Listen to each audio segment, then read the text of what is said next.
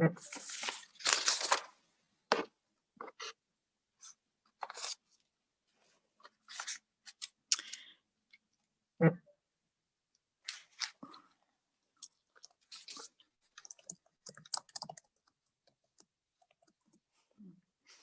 morning. Can someone please signal that you can hear me? I can hear you, Diana. I can hear you as well. Thank you. All right. Good morning, and thank you for participating in our public workshop to discuss the preliminary staff draft of the statewide NPDES permit for stormwater discharges associated with construction and land disturbances activities, which we refer to in short as the construction general permit. My name is Diana Messina. I am a regulatory manager in our Division of Water Quality at the State Water Resources Control Board. This is a public workshop conducted by board staff. I will introduce right now informally our program staff that will be speaking to you today.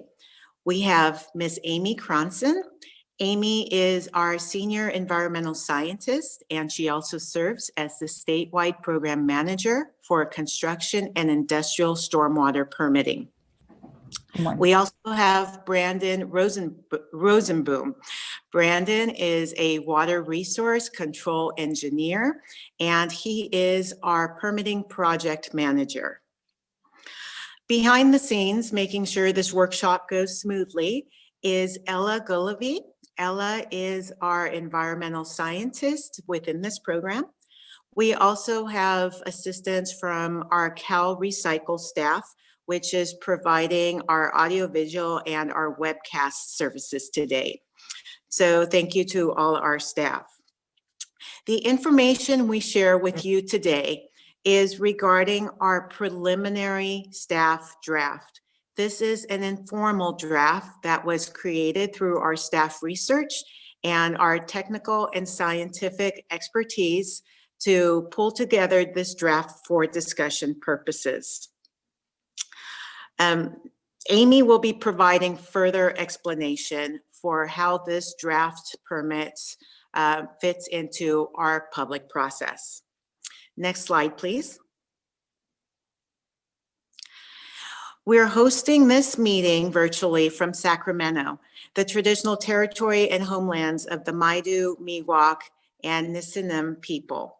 We acknowledge that they're still actively working to stabilize their livelihoods and preserve their way of life. We also welcome and thank you for joining us virtually today. We're meeting during a challenging time and appreciate your participation while many folks are concurrently dealing with continued impacts from this global pandemic as these impacts continue on our communities. Next slide, please. Yes, and Ella, can you please mute the background information? Thank you.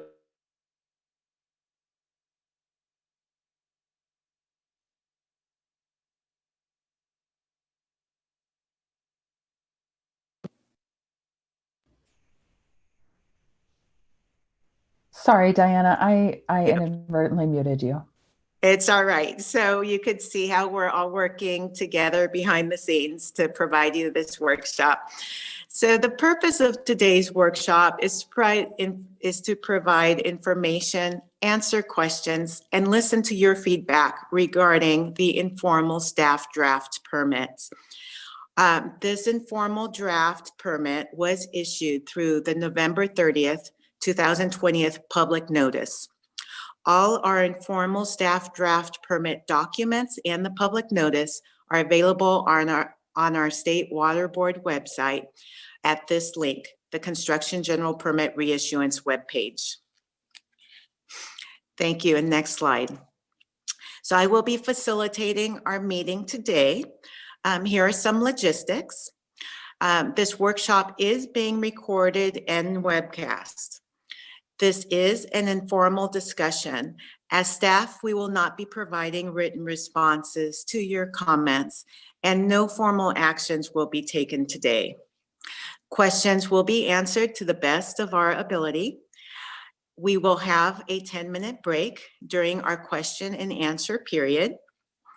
The staff PowerPoint presentation will be provided on our program webpage, again at the Construction General Permit Reissuance webpage.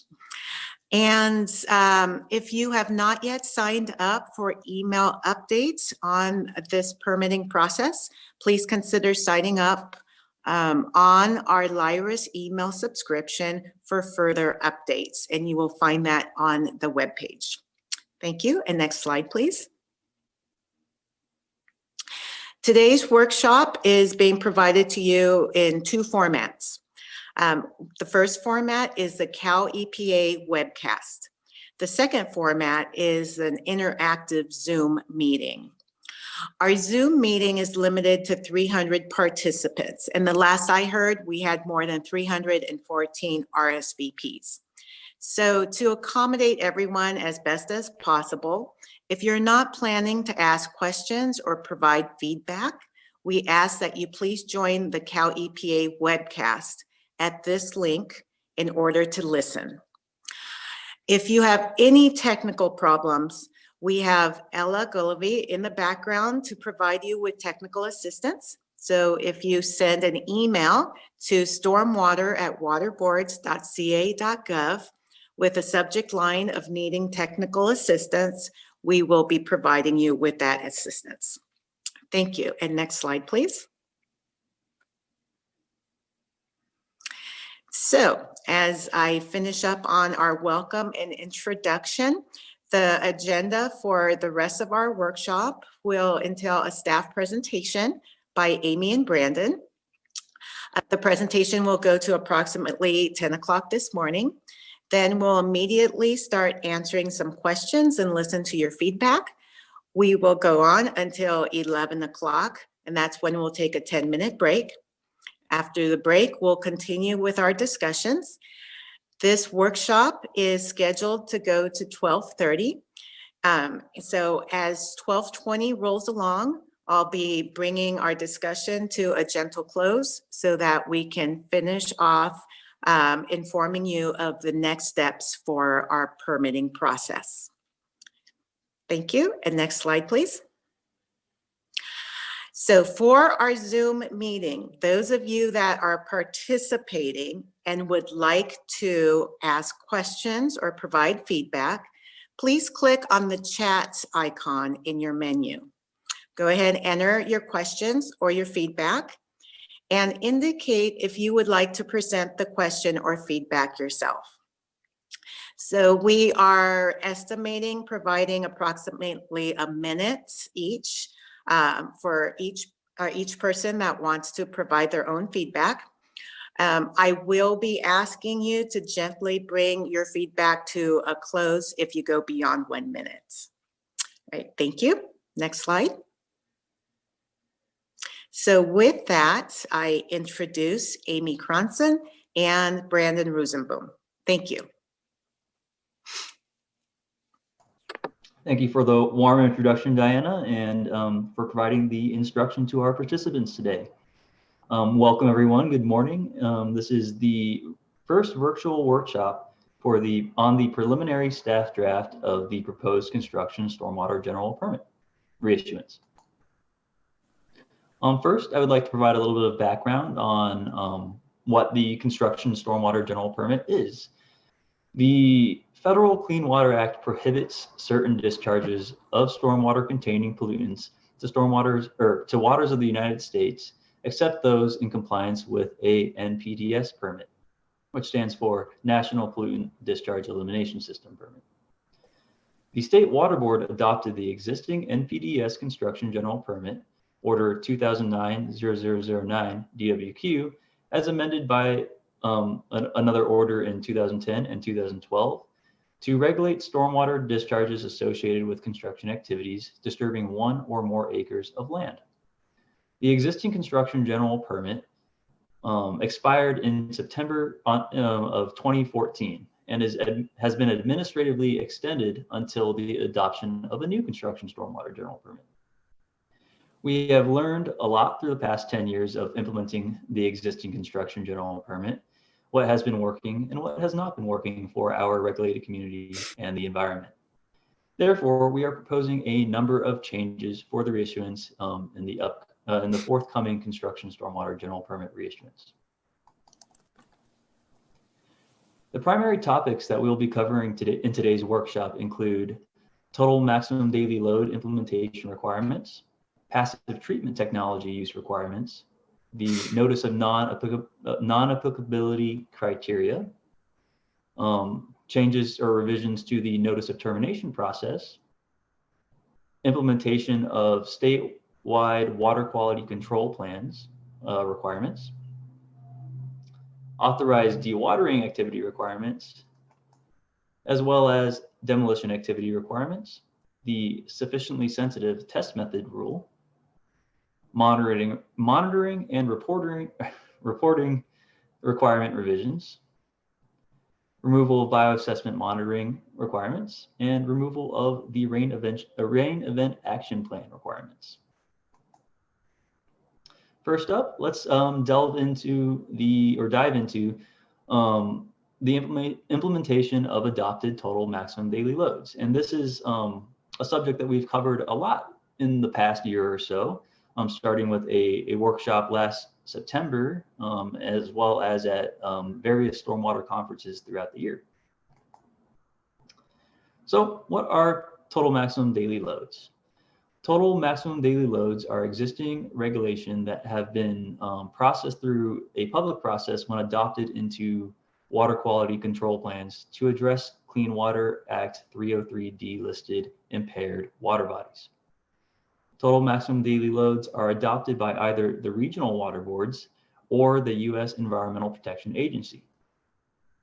A total maximum daily load is the sum of allowable loads of a single pollutant from all contributing point sources, non-point sources, plus the contribution of background sources and a margin of safety.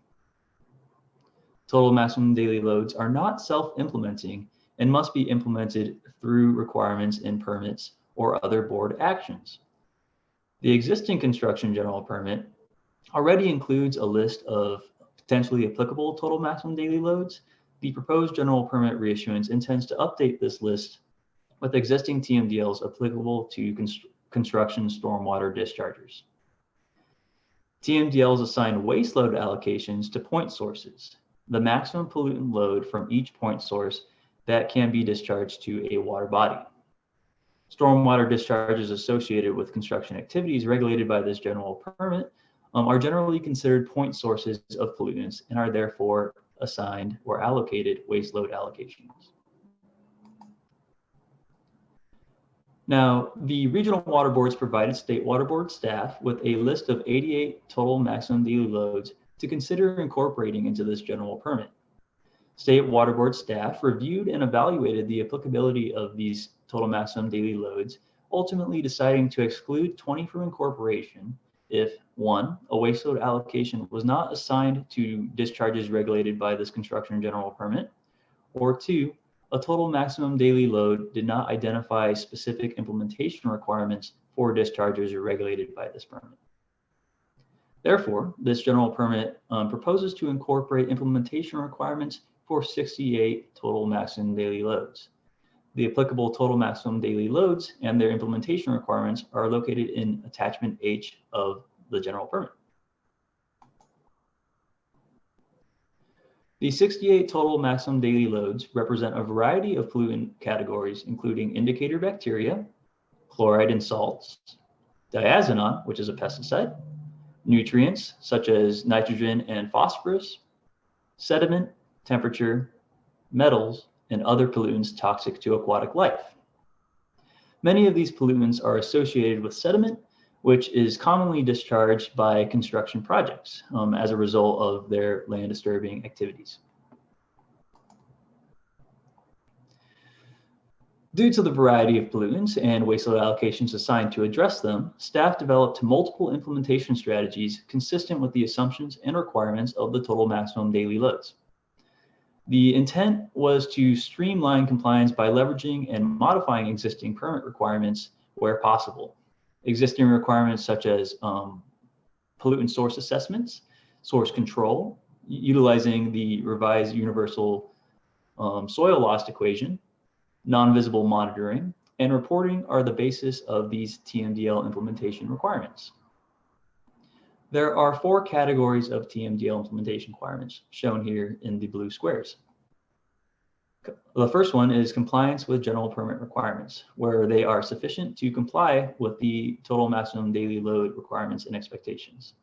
All 4 of the buckets must technically still comply with general permit requirements. The second compliance category is compliance through the erosion and sediment controls that are normally practiced as part of the through the permit, paired with Russell II modeling to demonstrate compliance with mass-based waste load allocations. Third, compliance with TMDL specific numeric action levels to comply with concentration-based waste load allocations that were assigned in the receiving water. These are single sample limits taken at the discharge location that are monitored through non-visible pollutant monitoring requirements. And lastly, compliance with TMDL specific numeric effluent limitations to comply with concentration-based waste load allocations that were assigned at the point of discharge. These are single sample limits taken at the discharge locations that are monitored through non-visible pollutant monitoring requirements as well. The 68 total maximum daily loads assign a total of 204 waste load allocations to specific pollutant water body combinations. The pie chart to the left depicts how these 204 waste load allocations are split into the implementation requirements. Roughly 14%, or 28 of the total maximum daily loads, are proposed to be addressed by complying with general permit requirements, 8 of which intend to address indicator bacteria by emphasizing minimum best management practices that specifically address that pollutant. There is one unique implementation requirement for Los Peñasquitos Lagoon in San Diego. The TMDL requires that dischargers submit an estimate of the discharge's representative flow rates off the site. 93 of the waste load allocations are proposed to be addressed by erosion and sediment controls paired with Russell II modeling. These are the mass-based waste load allocations. 83 of the total maximum daily loads are proposed to be addressed by numeric action levels and numeric effluent limitations. So what's changed in the past year of permit development? Staff initially considered applying numeric effluent limitations to waste load allocations from 11 TMDLs. Based on stakeholder input on the September 19th public workshop, staff has reevaluated those TMDLs and decided to modify the proposal by applying numeric action levels rather than numeric effluent limitations for 5 of the 11 TMDLs. In doing so, 24 of the waste load allocations that were previously proposed as numeric effluent limitations are now proposed as numeric action levels. The 5 TMDLs were the San Gabriel River Metal and Selenium TMDL, the Los Cerritos Channel TMDL, Los Angeles River Metals, Machado Lake Nutrients, and the San Diego Creek Toxics TMDL. Now I'd like to kind of discuss how we envision compliance with the implementation of the adopted TMDLs going. So step 1, the discharger would determine whether they are a responsible discharger. Does the project discharge into a TMDL watershed or water body? And we will be providing a map tool to dischargers similar to the existing guidance tool that is provided with the industrial general permit shown to the right. It's the discharger's responsibility to verify if their project discharges to a total maximum daily load watershed or water body. Step 2 would be to perform a site-specific pollutant source assessment. Does your site have sources of the TMDL listed pollutants? Is there potential for those pollutants to be present in stormwater discharges? If there is no potential, or if they're not on your project site, then the TMDL implementations will not be applicable to the discharger. Step 3, refer to the proposed attachment H for applicable TMDL implementation requirements to determine what requirements are applicable to your site. Table H, if you've had a chance to look at it, is basically a large attachment full of tables that shows the various pollutant water body combinations and indexes them to the TMDL implementation requirements that apply to that combination.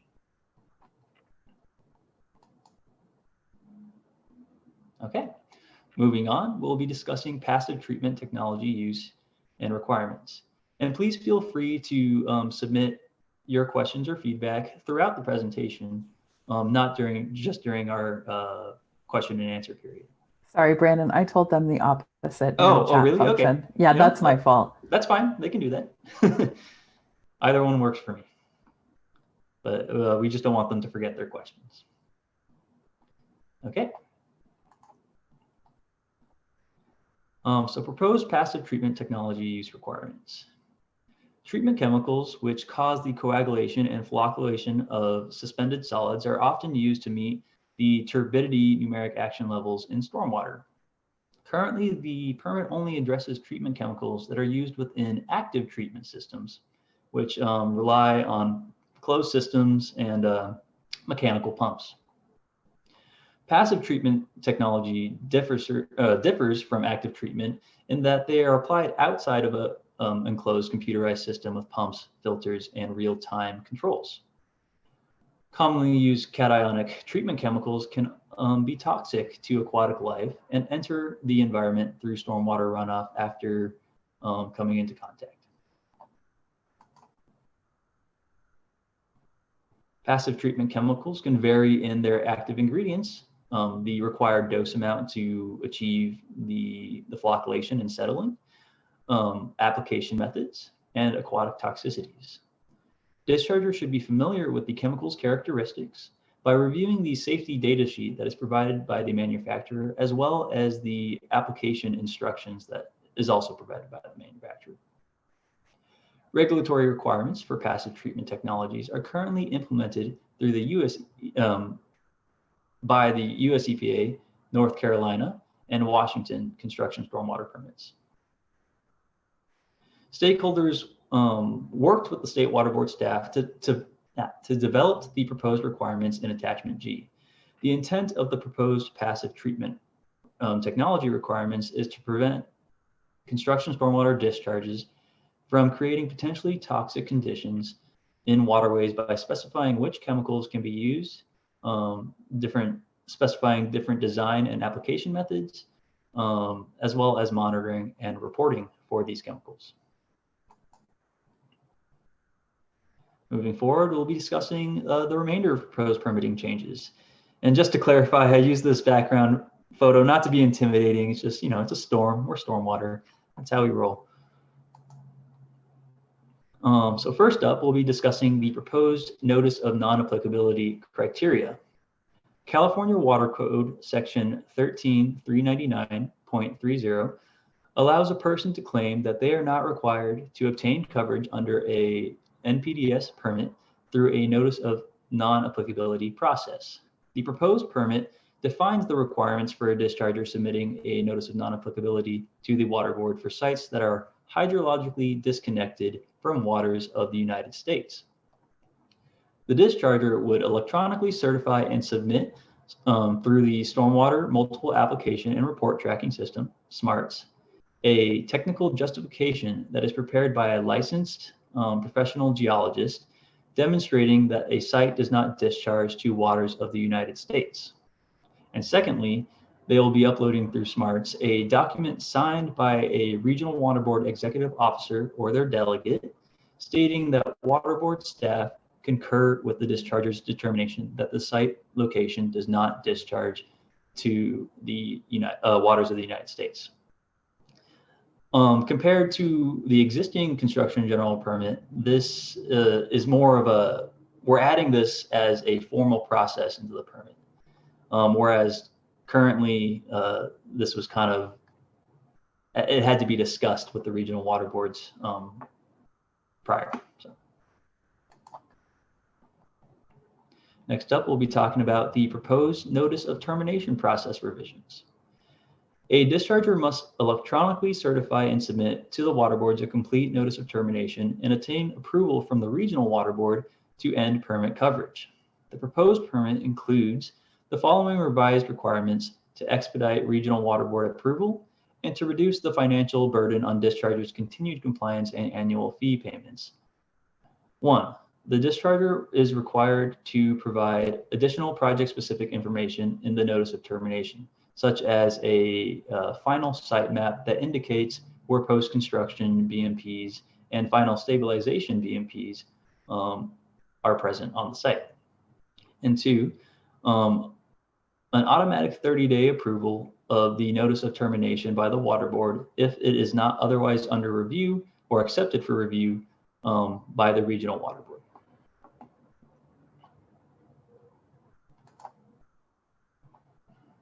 Proposed statewide water quality control plan requirements. Implementation of the statewide ocean plan and inland surface water, enclosed bays, and estuaries plan, also known as SWRCB, is required by by those plans, or is required to be implemented through the construction stormwater general permit. Dischargers directly discharging into oceans will be complying with monitoring requirements of the general permit deemed, which is deemed in compliance with the ocean plan modeling monitoring provisions. Attachment I incorporates additional requirements for construction sites with direct discharges to areas of special biological significance to comply with the ocean plan. The inland surface water, enclosed bay, and estuary plan also has trash provisions which issue a statewide prohibition of the discharge of debris from the discharge of debris or trash from construction sites.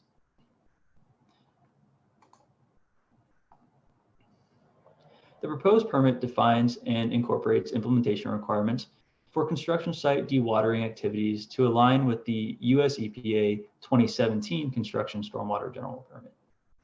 Dewatering discharges authorized by the proposed permit include mechanical pumping or siphoning of non-potable water from excavations, trenches, foundations, vaults, groundwater removal specifically related to construction activities, and or water collected in surface impoundments such as ponds, puddles, low points on the active site, or other similar accumulation points. The discharger would be required to comply with specific dewatering discharge prohibitions, such as prohibited in contaminated groundwater areas, as well as regional water board requests, monitoring, and best management practices. The US EPA 2017 Construction Stormwater General Permit also incorporates the additional implementation requirements for demolition activities of any structure built or renovated between January 1st, 1950 and January 1st in 1980, with at least 10,000 square feet of floor space as a means to reduce the runoff of polychlorinated biphenyls, also known as PCBs. Implementation requirements include using controls to minimize exposure of PCB-containing materials to stormwater by using tools that minimize dust and heat, as well as proper disposal of the PCB-containing debris or materials.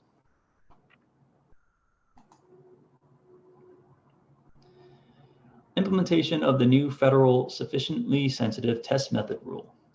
MPDIS permits must now specify the use of a standard analytical method for water quality sampling through 40 CFR 122.21 and 122.44. Minimum levels of quantification must be at or below the water quality criteria or permit limitation for the measured pollutant. Newly required test methods must be sensitive enough to quantify pollutants at the numeric action level or numeric effluent limitation. And if the result of the reading is less than the minimum detection method limit, then dischargers are allowed to use a value of 0 for those concentrations. And this will be applying to all NPDES discharges, which includes the industrial stormwater permit, the construction stormwater general permit, as well as MS4 permits, which are the municipal stormwater permits, as well as any other NPDES permit. There will be a number of proposed monitoring and reporting requirement revisions. Staff proposes revisions to the existing permits monitoring and reporting requirements as follows. The qualified SWIP developer, also known as a QSD, and a qualified SWIP practitioner, QSP, have increased requirements to visit the site, conduct visual inspections, and assess site conditions. The QSD and QSP are required to do on-site visual inspections at intervals that reflect potential changes in the construction site, such as various phases of the construction site. So the start of construction, or even the replacement of a QSD, etc. The discharger must collect stormwater samples during precipitation events that result in discharge. The existing permit's qualifying storm event definition of a half inch was replaced with this definition of with the definition of a precipitation event being any discharge of stormwater generated from rain, snow, or any other form of precipitation. Staff is proposing this change to clarify that sampling and monitoring requirements for snowmelt and rain, basically to simplify the sampling event trigger by removing the requirement to measure the event depth of the precipitation.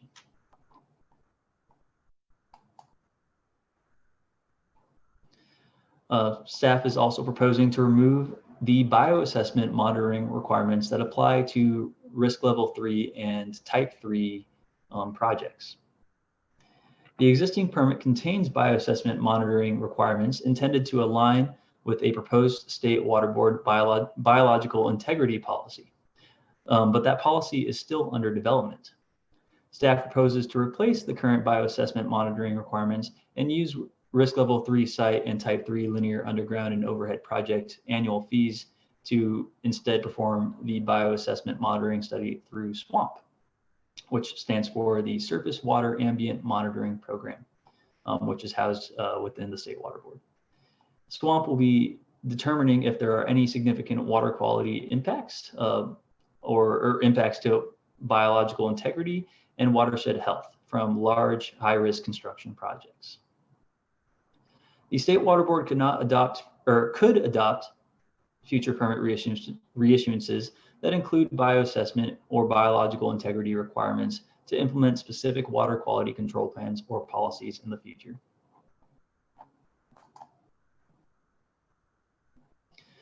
Along with removing the bioassessment monitoring requirements, we are also planning to remove rain event action plan requirements.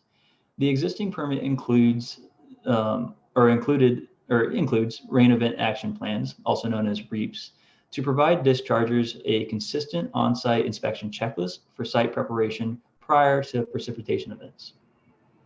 Staff determined the goal of the REAP should be more action-based instead of a checklist or reporting-based. The proposed permit replaces REAPs with qualified SWIP developer involvement over the life of the project, pre-storm inspections and visual observations, and implementation of site-specific corrective actions.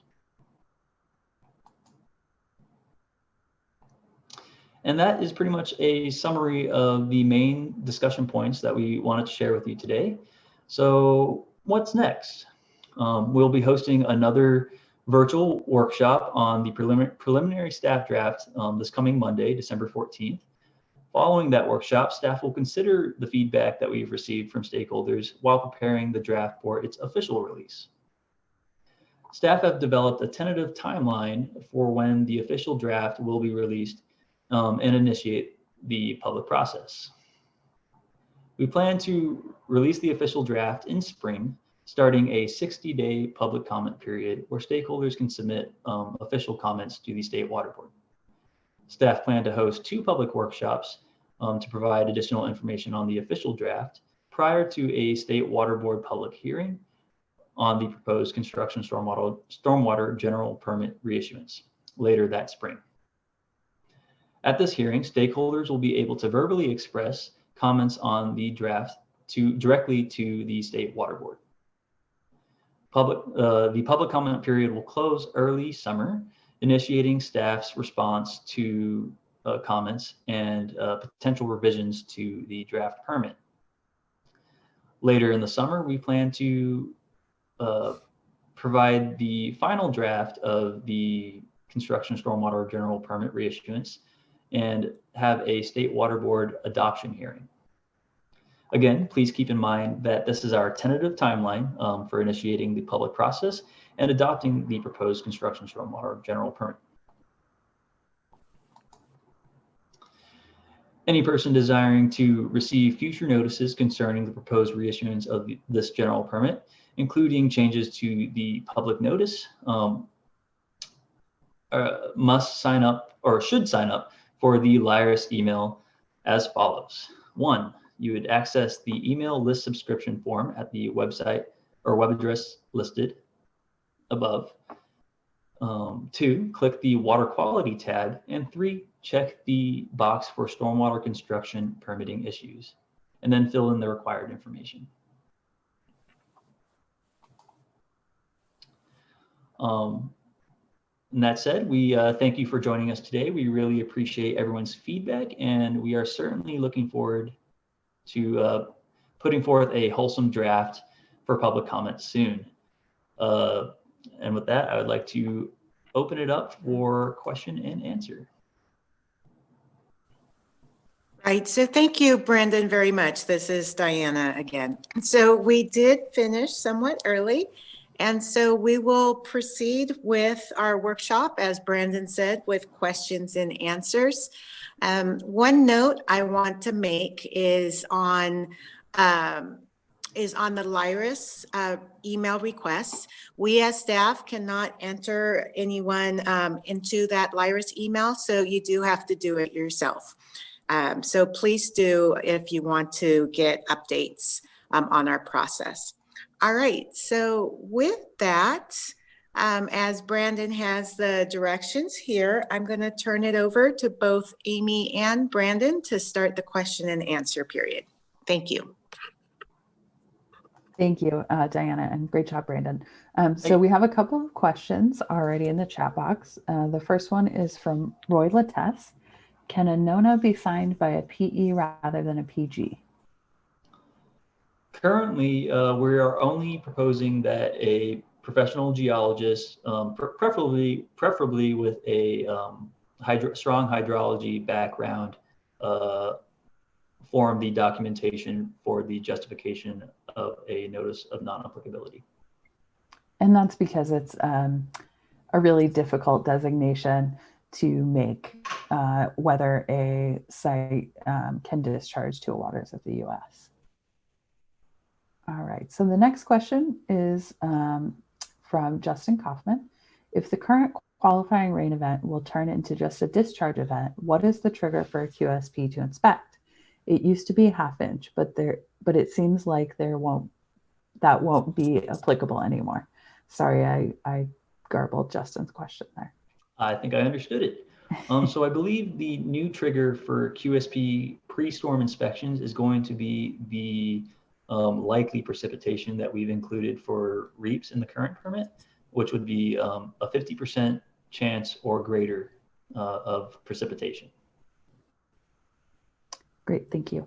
The next question is, if a discharger discharges to a tributary of a TMDL listed water body, oops, it just jumped down. Are they a responsible discharger?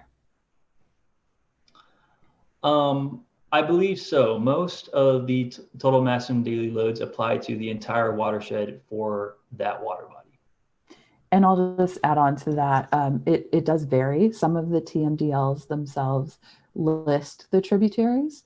Some say, this water body and its tributaries, and some are for the full watershed.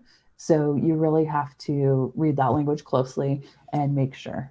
Yes, and I think we incorporated those specifications within the fact sheet as well as attachment H, because there are some TMDLs, I think for the Los Angeles Lakes TMDLs that are specifically to that water body, not just their tributaries.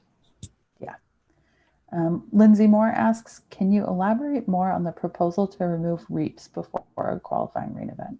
Which the qualifying rain event doesn't exist anymore, but the proposal to remove REAPs in the proposed draft. So you may want to add on to more to this, Amy, but my understanding is that we're removing REAPs because we are increasing the involvement of qualified SWIP developers and practitioners throughout the life of the project.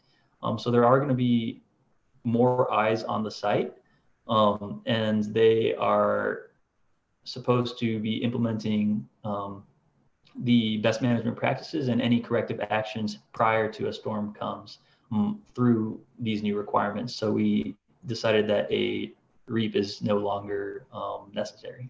Does that sound about right? Yeah, and I'll just add to that that over the 11 years that we've been implementing this permit, we have certainly found things that do and don't work well. And so, you know, part of our goal in the reissuance is to make sure that we address those things that don't work well. And the REAPs is one of them. We found that we could be more efficient and effective by doing more, having more eyes on the site, like Brandon said. So I'm sure we'll get a lot of comments and questions on the REAPs. And, you know, certainly in the public comment period that's forthcoming, we would love to hear any suggestions or comments on that. Wonderful. Amy and Brandon, this is Diana. For those folks that are newer to this permit, can you repeat what REAPs and QRE stands for? I'm sorry, yes. The REAP is the Rain Event Action Plan. QRE is a qualifying rain event, which is in the existing permit. And both of those acronyms are proposed to be removed in the draft. Okay, Brandon. The next question is, can you give an example of what kind of projects will be required to implement passive treatment system? Is it solely up to the discharger to decide? I'll take that one if that's okay. So passive treatment technologies and chemicals are being used on sites currently, and it's typically polyacrylamide or another chemical.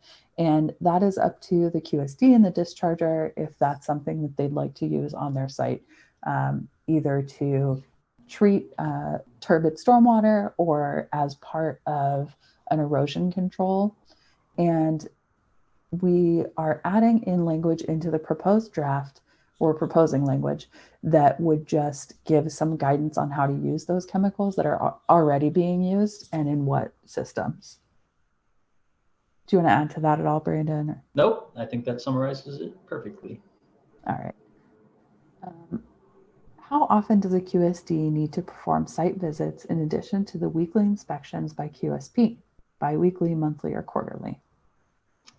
I think it primarily, I don't know if it's particularly timed out like that. So it wouldn't be weekly, monthly, or quarterly. I believe it's actually based on when the construction activities change throughout the project. So if there's a phase change, say you're going from grading to foundation work or vertical development, whenever there's a phase change within construction activities is when the construction or the qualified SWIP developer will come out to the site and ensure that the SWIP is being implemented properly by the personnel on site as well as the QSP.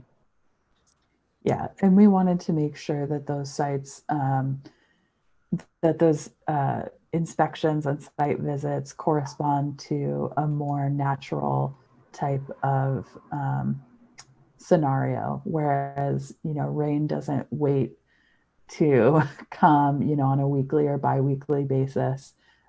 As you all know, construction sites change very frequently, and, the site specifics can change as well.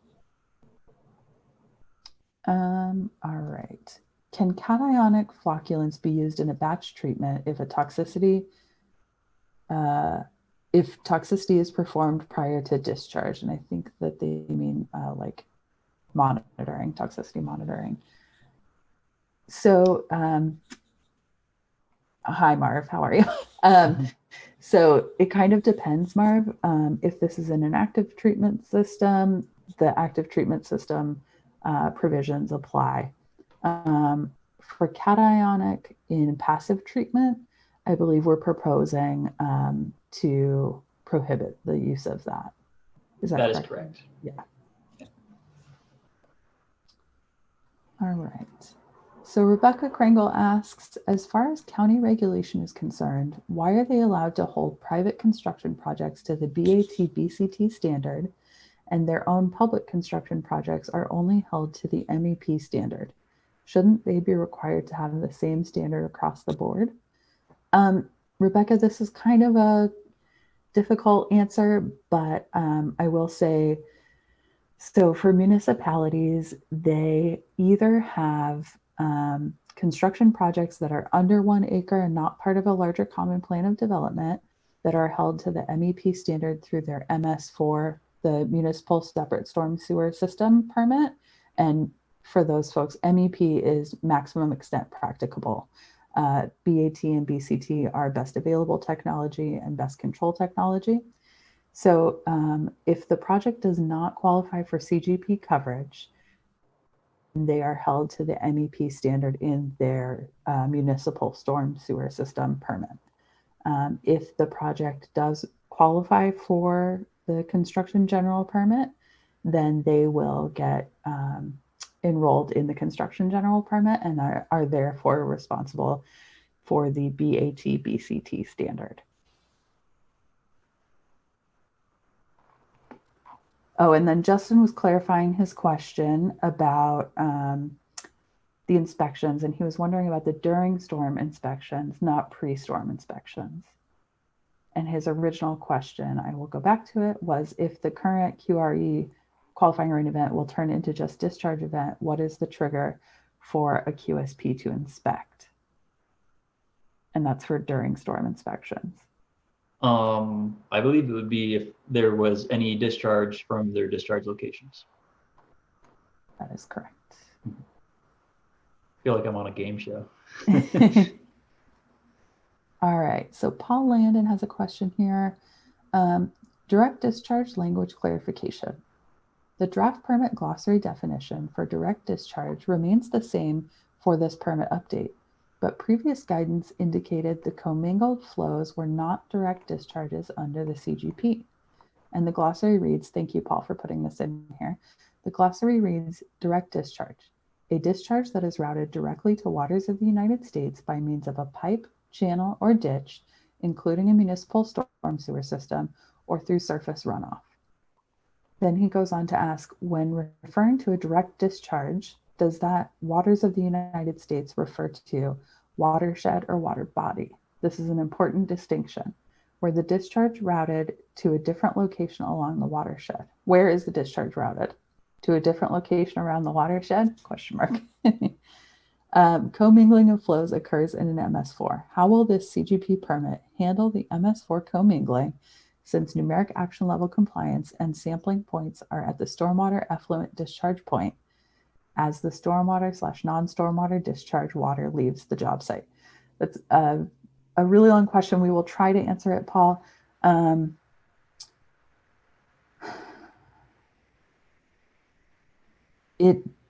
I would say it depends on where the term direct discharge is used.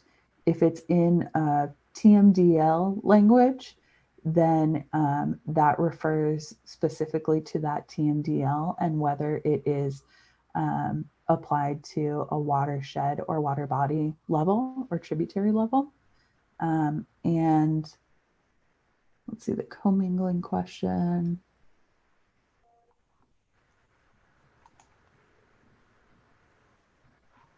So this permit deals with the discharge as it enters into the MS4. As the MS4 is essentially the receiving water. And this is a little bit complicated. Paul, please feel free to email myself and Brandon so we can have this discussion a little bit in more detail. I hope I kind of answered some of it for you. Yes, and Amy, this is Diana. Just to add a little bit to that. So the construction stormwater permit regulates the flows coming off of the construction sites. For any issues in regards to the quality of the municipal stormwater as it is commingled into an MS4 system, if that issue is persistent, that is under the jurisdiction of the MS4 owner, the Municipal Stormwater Agency, as they take on responsibility for the quality of the municipal stormwater in their own system. So the construction general permit can only go so far in regulating the actual construction discharges.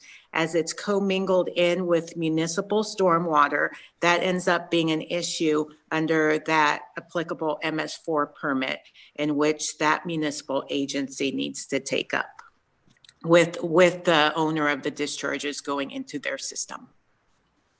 Thank you, Diana. Sure. Okay, so the next question is about the Notice of Non-Applicability, or NONA.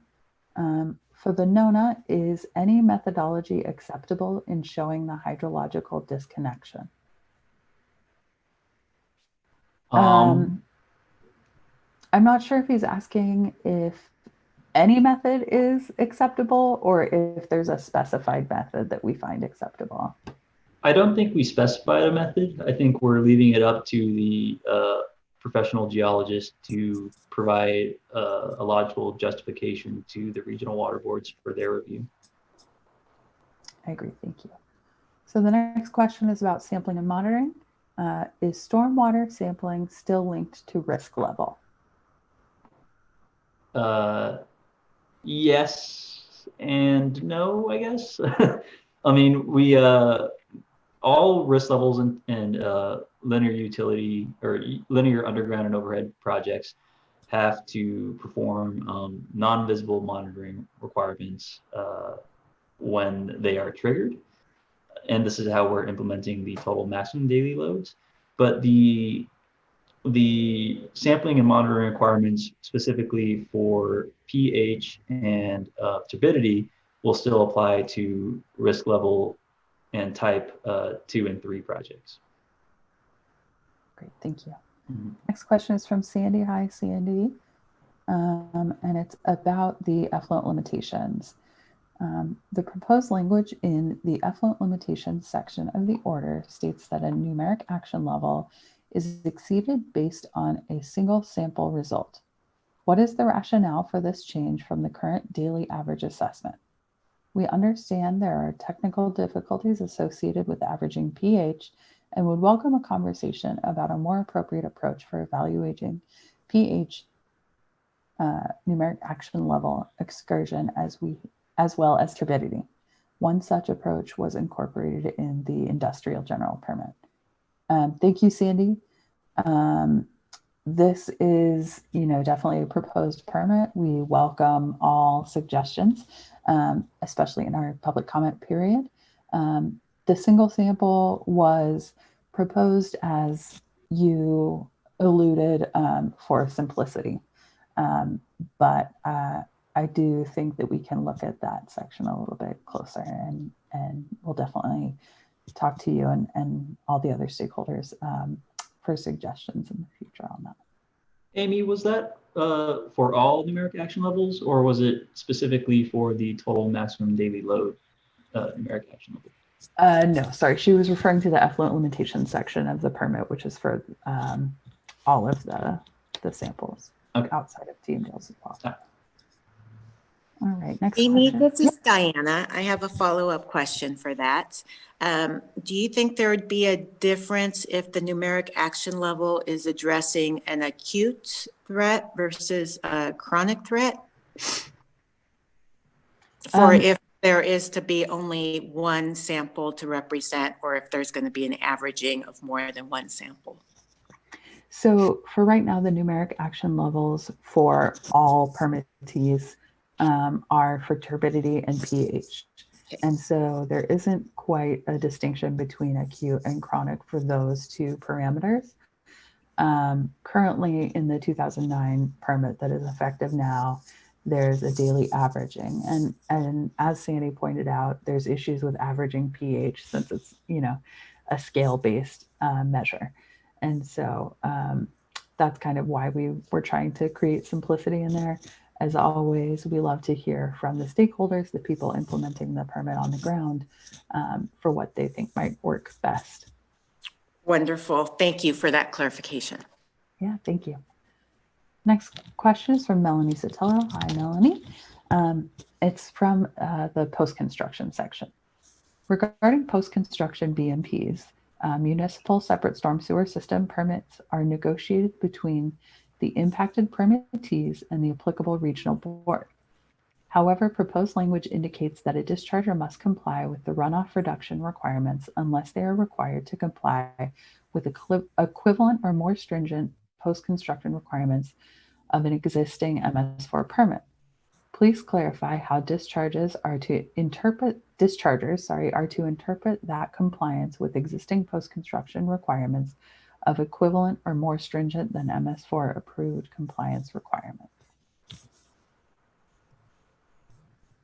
I can take that one, Brandon. Sorry, it was kind of hard for me to follow along. Yeah, it's a bit of a long one. So I think what Melanie is asking is, in our proposed permit language, we say that the MS4 post-construction requirements must be equivalent to or more stringent than the post-construction requirements in the construction general permit. I see. And she's wondering how do dischargers interpret that and verify that it is equivalent or more stringent? And Melanie, I think you're right. I think that is not something that the discharger can really interpret. And ultimately, any MS4 post-construction requirements that are adopted by the regional board should be equivalent or more stringent to the CGP. And so we will definitely take a look at that language. All right. The next question is from Yolanda. Hello, Yolanda. And this is about QSP. I see that the permit removed the QSP delegation on risk level 2 and 3 pre-storms. And I think she means the pre-storm inspections. Mm-hmm. Is this only for the pre-rain inspections? I want to say it's for all inspections, but I would have to double check. No, we do have the delegation still in there. For the pre-storms, it is to make sure that the QSP is on site. We found in the existing permit that there's a little bit of a disconnect between QSP and QSD communication, as well as QSP and their delegate. And so we definitely looked to making sure that the QSP and QSD were both a little more involved on site. But again, we welcome any comments on that. Yolanda, I know you've been practicing for a very long time, so any advice you have on this language or any comments you have on that, we would welcome as well. All right, it's good to see all these familiar names. I haven't seen all of you in a really long time. So the next question is from Robin Tully, and it's inspection related as well. A during storm inspection will still be required daily during extended storm events. Can we include a better definition of what an extended storm event is? For example, some sites in the Central Valley rain very little, and it may just have a trace of rain over a few days. Can we get a rain size limit? So, Robin, this is a bit of a difficult one. As we all know, there are so many different microclimates in California that we're trying to address in one statewide general permit. There is a definition in the federal construction general permit with the antecedent dry period. And so we try to include that as much as possible. I think you're right. A better definition of an extended storm event is probably warranted, and that goes for any language that's unclear. We would definitely like to better define. So we will take a note of that and look at that language to address your concern, Robin. Thank you. All right. Next question is also about sampling and monitoring from Sandy. Hi. Can you clarify the conceptual changes proposed for the pH and turbidity sampling and analysis and how they differ from the current requirements? A, the proposed language states that for risk level type 2 and 3 sites must collect a minimum of 3 samples, pH and turbidity per day that are representative of the construction site discharges, and the samples must be collected a minimum of 2 hours from each other. So if the first sample is at 7 and the next sample would be collected at 8 and a final sample at 11. Please confirm that the requirement to sample every discharge location has been eliminated. We understand that the proposed language continues to require that samples characterize the site discharge. I'm not sure if I could confirm that we are eliminating taking samples from each discharge location. That was the intent, was to simplify that and to make sure that we were getting representative sampling. So Okay. yeah, I can confirm that that Okay. change is to make sure that we're getting representative sampling, but not sample from every single discharge point. I see. Okay.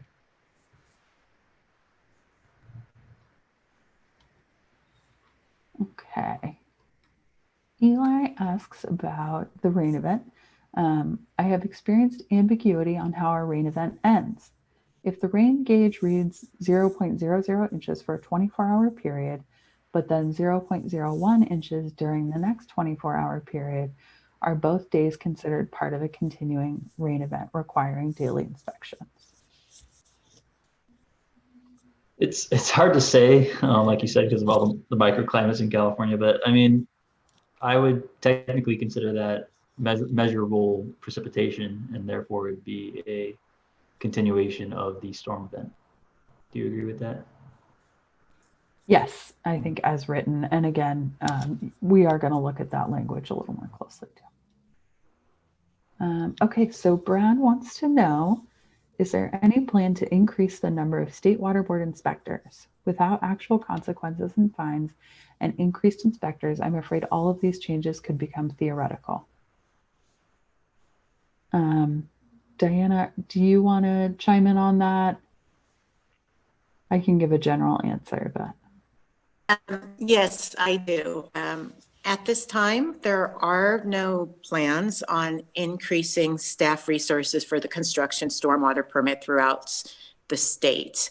So when it comes to inspectors, our Regional Water Quality Control Board staff are the boots on the grounds that actually determine compliance and enforce our state water board construction stormwater permit.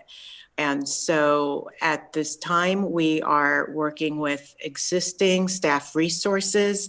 And this is part of why a lot of Amy and Brandon's responses are that we're trying to simplify areas of this order that can be simplified to allow our regional board staff that we have a little more opportunity to focus on the critical components. But long answer short, we do not currently have the plans to increase our staff resources for inspectors. Thank you, Diana. Okay, so the next two questions are about non-visible pollutant monitoring. Is sampling for TMDL listed constituents limited to non-visible sampling, or is there some kind of regular monitoring involved? For numeric action levels and numeric effluent limitations that are specific to the implementation of total maximum daily loads, we are only proposing to monitor them through non-visible sampling. So, and that is triggered by when a BMP fails, is malfunctioning, or if there was a spill on site that couldn't be contained. Those type of events trigger the non-visible pollutant monitoring. Thank you, Brandon. And Sandy's next question was partially answered by that. She also asks, the proposed language states that the non-visible pollutants is following a leak or breach, but it also states in several locations, in particular in the tables, that non-visible pollutants must be sampled 3 times per day, the same frequency as pH and turbidity. Which table is she referencing to? I think it's the monitoring tables where we talk about the various types of monitoring for each risk level. Well, I mean, we can take a look at that language again to make sure that we're just trying to collect a representative sample from that spill or breach or malfunction. Thank you. Yeah. Okay. And Bob's next question is kind of 2-part here. Can you speak to the reasoning and cost impacts of the requirement to sample site storm discharges at 2-hour increments 3 times per day?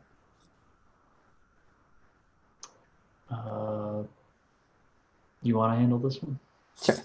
So, Bob, the reasoning, I'll answer that part first. The reasoning is to make sure that the discharge leaving the site and the BMPs that are used to control that discharge are working throughout a rain event. It is an increased interval, and we want to make sure that it's representative. And in terms of the cost impacts, that cost has shifted a little bit from having to do the rain event action plans and having to sample every single discharge point. So this is just, the representative ones.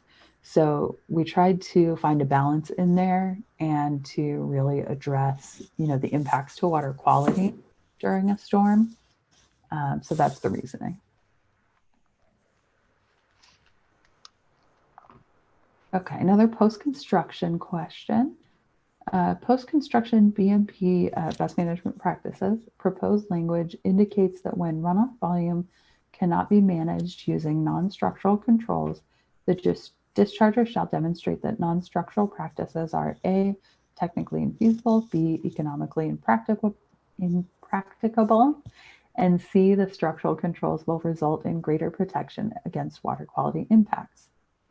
Please clarify who will determine if the demonstration of the 3 items listed above is acceptable, or will it be dependent on the judgment of the discharger? And for projects that demonstrate infeasibility of non-structural BMPs, would BMPs that are not listed as acceptable BMPs by a local MS4 permit, such as certain proprietary devices, then be allowed as a structural measure to satisfy the runoff reduction requirements? Kind of a mouthful, Melanie. Let me reread this in part here. I think I can answer the first one. Go ahead. It would be up to the regional water board to determine whether the discharger's justification of not being able to use non-structural post-construction best management practices is infeasible, acceptable? Yeah. Lost my response there. Yeah. And I think you're right, Melanie. I don't think that there is any mechanism in the language currently that determines who decides whether that's infeasible or not. So we will take a look at that and make sure it's clear. And then for projects that demonstrate infeasibility of a non-structural BMP, would BMPs that are not listed as acceptable BMPs by a local MS4 permit, such as certain proprietary device, then be allowed as a structural measure to satisfy the runoff reduction requirements? I do think that we point to the local MS4's BMP guidance manual. I certainly wouldn't want to override a municipality and what they deem acceptable in their permit and in their building practices. I'd love to hear an example of this. Maybe Melanie, you could send me an email, we could discuss it. That's an interesting one.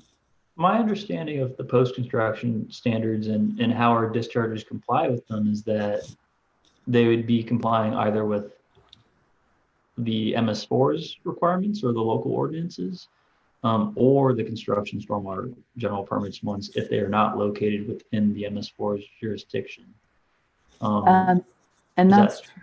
Yeah, I can think of a situation where an MS4 may not have post-construction requirements in their phase 1 or phase 2 MS4 permit, but they may have a BMP design manual that they use for their area. So there could be some overlap where, say it's a rural site in a small community that has a BMP design manual for their construction permitting process, but they don't have the post-construction.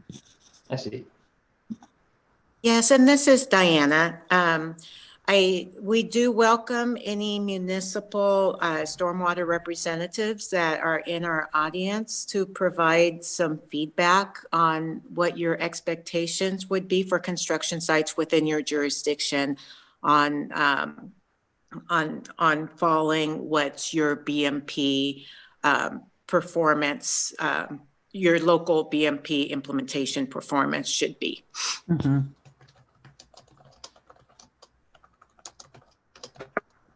Okay. So the next question is a comment. Currently, the QSD is asked to visit the site before preparing the SWIP. Once that's the Stormwater Pollution Prevention Plan.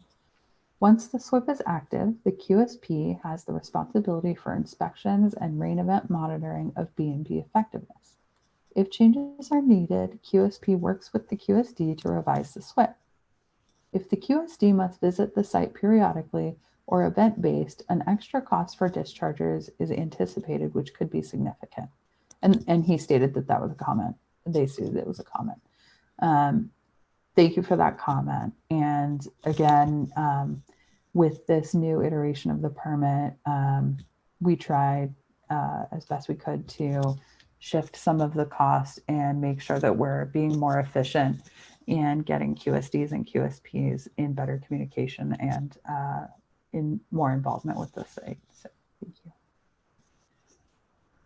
Okay, from Ali, can you confirm that in the new permit we use uniform language for days? Is it calendar days or working days? Go ahead. Sorry, it's calendar days, but then there's also the provision that if the site, for site operating hours, if the site is not operating, say on weekends, then that would not play into those days.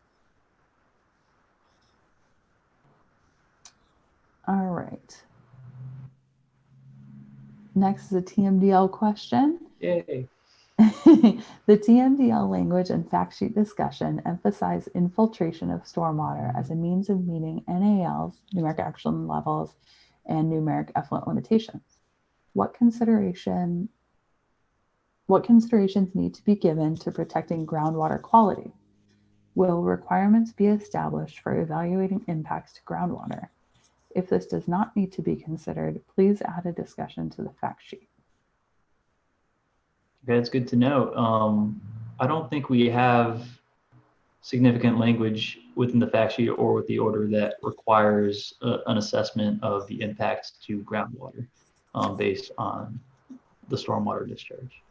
Yeah, and I think Sandy is familiar with the industrial general permit and the TMDL implementation language there. And in the industrial general permit for compliance options where we discuss infiltration, there's consideration of groundwater quality. And that is because it anticipates these large infiltration systems that are infiltrating industrial stormwater. And so that's why that's a little bit different. But that's a good point to include a discussion as to why it's not considered. All right, so Jean has a question here. Looks like it's about inspections, monitoring, and sampling. The proposed requirements for inspections, monitoring, and sampling are located in various sections of the permit. Some are narrative in the order, some are included in attachments C, D, and E. Some are included in specific sections such as dewatering and passive treatment. It is very difficult to wrap our arms around all the various requirements and how they relate to each other. For example, there are QSD and QSP required inspections that are included in the narrative. The risk level requirements for inspections and sampling are located in the attachments C, D, and E. Passive treatment requirements are in the passive treatment section, and dewatering requirements are in a separate section. The permit allows for QSP to delegate to trained delegate for certain inspections and not others. It is unclear as to the rationale that requires a QSD to be present during the application of passive treatment BMP. Sorry, I'm talking really fast. However, a QSP delegate can monitor the dewatering activities. Thank you, Jean. That's a really helpful comment. And as I just read it out loud, it started to confuse even me. So we will take a look at that. And I think the idea was to separate those out so that people in a certain risk level can just pull one attachment, follow that. But you're right, it does include sampling and monitoring across the permit and in different places. So that's a very helpful comment. Thank you. And then a follow-up to a previously answered question. So there's no requirement for sampling to meet TMDL limits beyond non-visible sampling, question mark? I believe that's correct, unless the regional water board specifically requests that you perform additional sampling. And that does recognize that non-visible pollutant monitoring in the existing permit has not occurred at the frequency or in the depth that was intended for this implementation of the permit over the last 11 years. And so we'd like to see that non-visible sampling section used more often. And we're hoping that the increased presence of a qualified SWIP practitioner and potentially even the SWIP developer will help us basically achieve more of that non-visible monitoring. So they'll be on site more to see if there's a breach or malfunction in the best management practices that are being implemented on site. Yes, thank you. Just a quick time check. We have 45 minutes until the break. I think we're doing pretty well on answering these questions, so we'll just keep moving forward. We have about, I think, 57 questions, 45 minutes until the break, and then we have more time to answer questions after. So thank you all for submitting those. All right, a question about Russell 2. This is great. What is the benefit of tying Russell 2 modeling into NAL, numeric action level exceedances, and the TMDL process? This is not an easy process, many variables. I can go into a long list, but the main issue is these are estimates with an infinite number of outcomes. Additionally, many products, including passive treatment products, are not selectable options in the Russell 2 databases. So models could not be built using these products as well as many other BMPs. A more direct field-based approach of requiring erosion controls implementation at sites subject to numeric action levels and any numeric effluent limitations may have a more positive result for water quality over modeling in the office. That's a good comment and question. I would say the intent behind using Russell 2, the revised universal soil loss equation, version 2, for monitoring compliance with, or modeling compliance with a total maximum daily load was based on the total maximum daily load assigning a waste load allocation that was mass based. And we thought it would be more difficult for a discharger to actually calculate their mass, the mass of soil that is being eroded from the site and discharged off the site by hand rather than using the Russell 2 equation. And so what our intent there is to use Russell 2 to model both the pre-construction soil loss from the site and the during construction soil loss from the site to show that the soil being lost from the site is equivalent to pre-construction conditions, and therefore not contributing any more pollutants due to the construction activities. Was that clear? I think so. I think if not, we will get more questions. I'm sure we will. All right. From Yolanda again, a lot of times there's a lag between the QSP and getting approval from the contractors to communicate with the QSD. Are you meaning to have a joint visit with the QSP and QSD together at the onset of each phase of construction? Yes, Yolanda, we would really like to increase the frequency and depth of communication between the QSP and the QSD. Okay. So here's a question about the cost language in the fact sheet. I'm going to shorten it a little bit, but essentially some of the BMPs that were listed in the fact sheet and costs associated with them are potentially inappropriate for that particular discussion. Thank you, Sandy. And we will definitely take a look at that. This was a bit of a first crack at the cost discussion. And we are actively looking to you and a lot of your colleagues to provide some cost information for implementing those. So Sandy says we would welcome the opportunity to work with staff on more rigorous analysis of the available construction phase BMPs and the feasibility of these BMPs to meet TMDL numeric action levels and numeric effluent limitations. And Sandy, yes, we also would love to work with you on that. Thank you. Okay. Are risk level 1 projects subject to the testing requirements for authorized construction dewatering discharges? I'd have to look at the testing requirements. Oh, I see what he's asking. Because see. risk level 1 projects don't typically have sampling requirements. He's asking if they have to do the sampling when dewatering. At this, based on the language that is provided in the permit right now, yes, they would. Thank you. And Marv came in with our typos. Yes, Marv, please convey those to us. Yes. Yes, send me an email, Marv, and we will address those. I really appreciate that. We try to see everything, and as you know, it just kind of gets a little out of hand when you have hundreds of pages. So yes, Mark, thank you. Even I was studying the permit last night, and I was like, oh, there's a typo. Marked it down. You know. Yeah. Amy and Brandon, this is Diana. I'd like to provide some clarification, or if you can provide clarification while we're discussing the topic of dewatering. And that is, we can clarify that the dewatering is for the dewatering of stormwater. It is not the dewatering of groundwater from a site. So yes. Is that correct?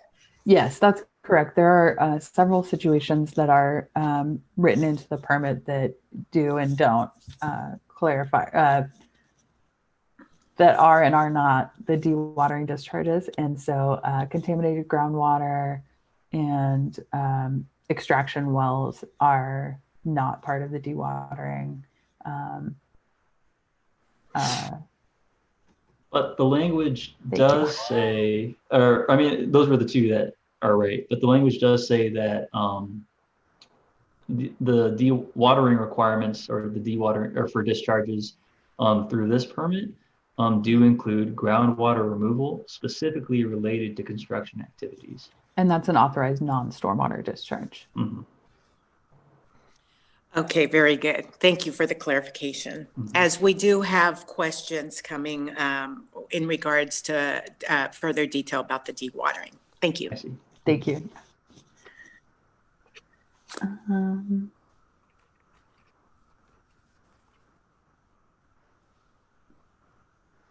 We had another question about the single sample result to assess compliance with TMDLs. We have noted previously that we will take a look at that. So Sandy, we will take a look at your question here. I'm going to capture all of these questions, write them down. We're going to take a look at them. Again, we're not going to formally respond to comments in a written way, but we're going to consider all comments. I can add on a little bit to that, I think. When we were translating the TMDL implementation requirements into construction general permit requirements, we understood the requirements of the TMDLs or to mean that any sample taken through this permit would be an instantaneous maximum compared to the waste load allocation concentration that was listed in the TMDL itself. But we can always look back at the TMDL and see if there's any flexibility to allow a different form of coming up with an analytical result. So it could be maybe an average or multiple samples, like two exceedances above the waste load allocation concentration might constitute a violation of the numeric effluent limitation. Great. And we can look towards how the industrial general permit has that language as well. All right. So we have a comment from Kim. On larger sites, there are often different areas under different schedules with respect to phase changes. Some flexibility for QSD visits in the permit language to accommodate these types of projects would be helpful. Thank you, Kim. We'll take a look at that.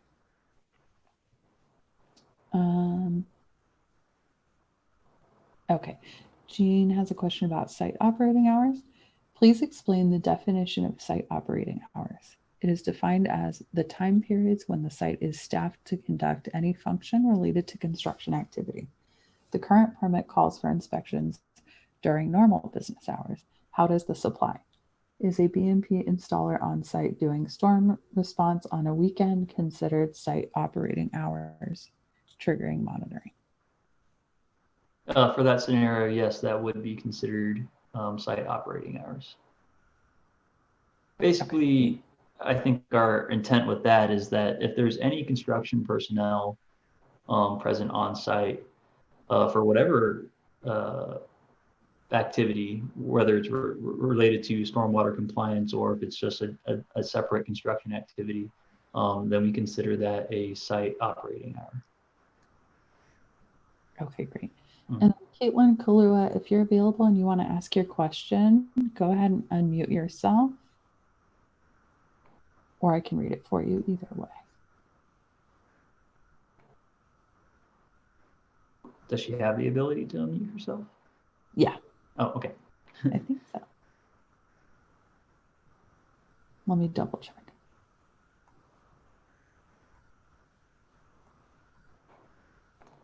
Of course she doesn't. Sorry about that, Caitlin. We can find her in the participant list and unmute her. Yeah, you should be able to unmute yourself now, Caitlin. Great. Sorry to interrupt the flow here. No worries.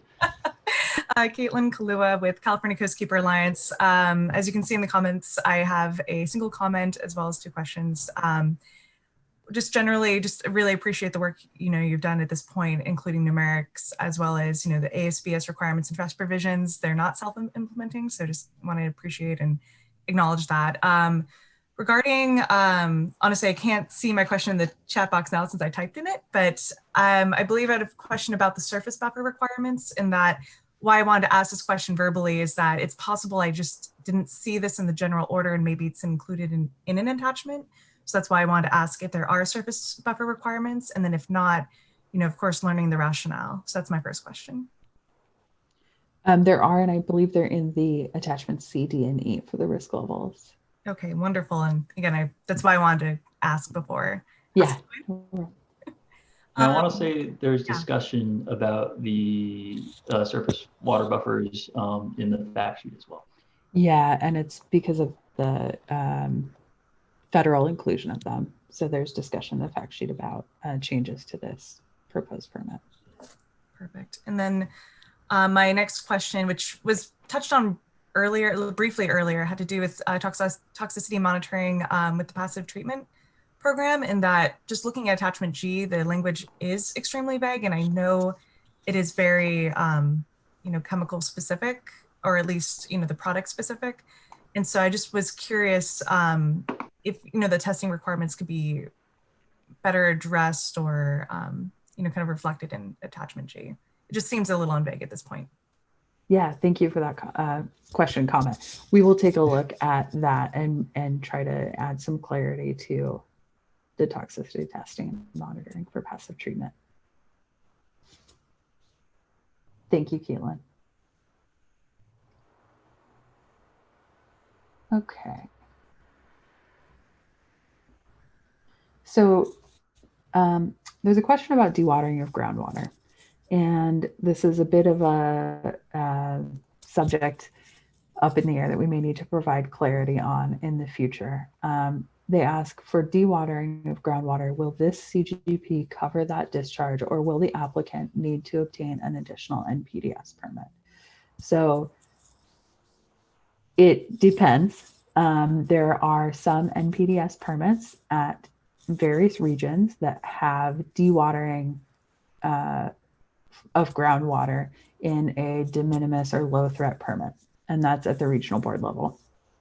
The construction general permit is meant to address stormwater discharges, dewatering, and there's some recognition that sometimes in the construction process, this also involves, some groundwater at the surface when you're trenching or digging holes, that kind of thing. So we will try to provide clarification, but the short answer is that if your region has a permit that covers dewatering of groundwater, either a de minimis or low threat permit or another NPDES permit, you will have to get coverage under that permit for your region. Yes, and Amy, this is Diana. I'd like to add a little more, please. Please, yes. I was hoping you would.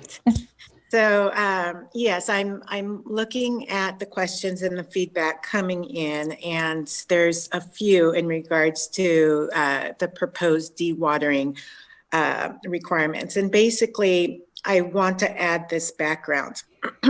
So it's been for several years and maybe decades that some regional boards have non-stormwater NPDES permits that regulates dewatering, some specifically for construction dewatering.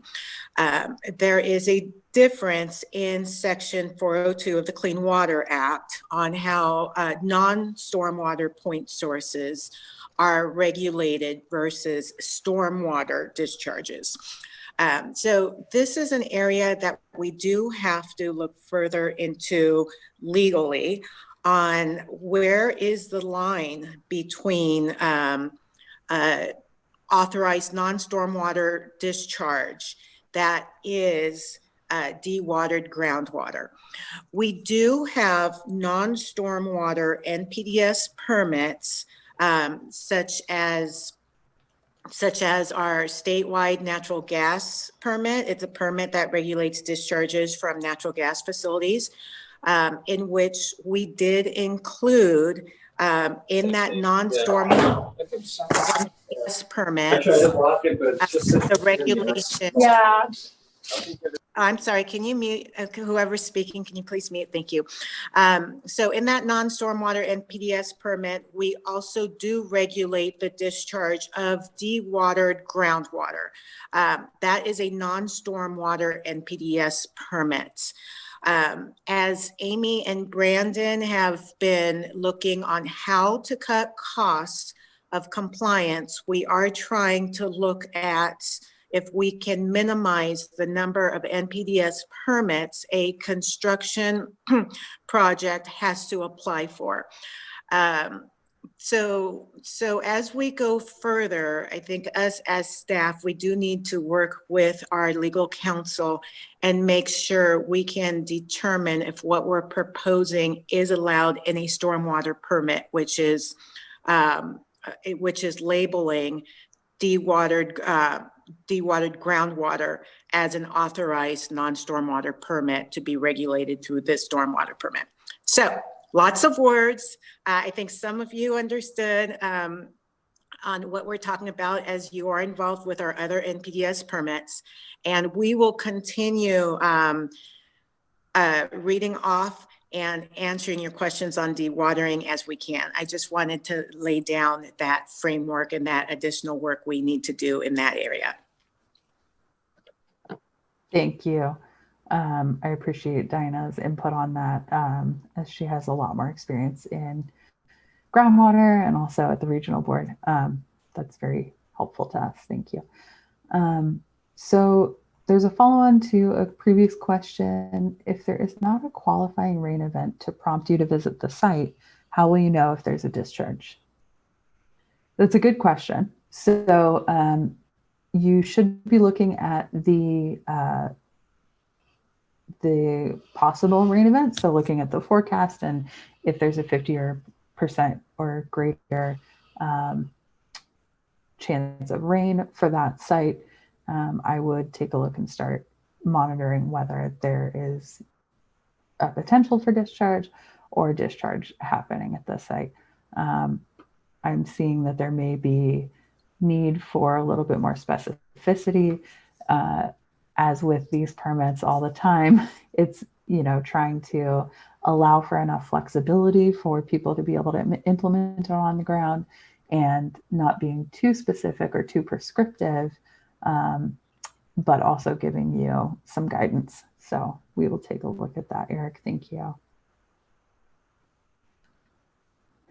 There are numerous occasions in which this is a SMARTS question, in which information, including SWIP amendments, must be uploaded as COIs. Will the regional board staff approve or disapprove every one of these? It seems like a lot of work. If you're not regional board staff, thank you for thinking of our regional board staff. They do have a lot of work, and we try not to put too much on them. I anticipate the way that it'll work in SMARTS is that there will be different types of COIs. Some will need to be approved by the regional boards and some won't. But I'm sure that our regional board staff that are listening really appreciate that comment.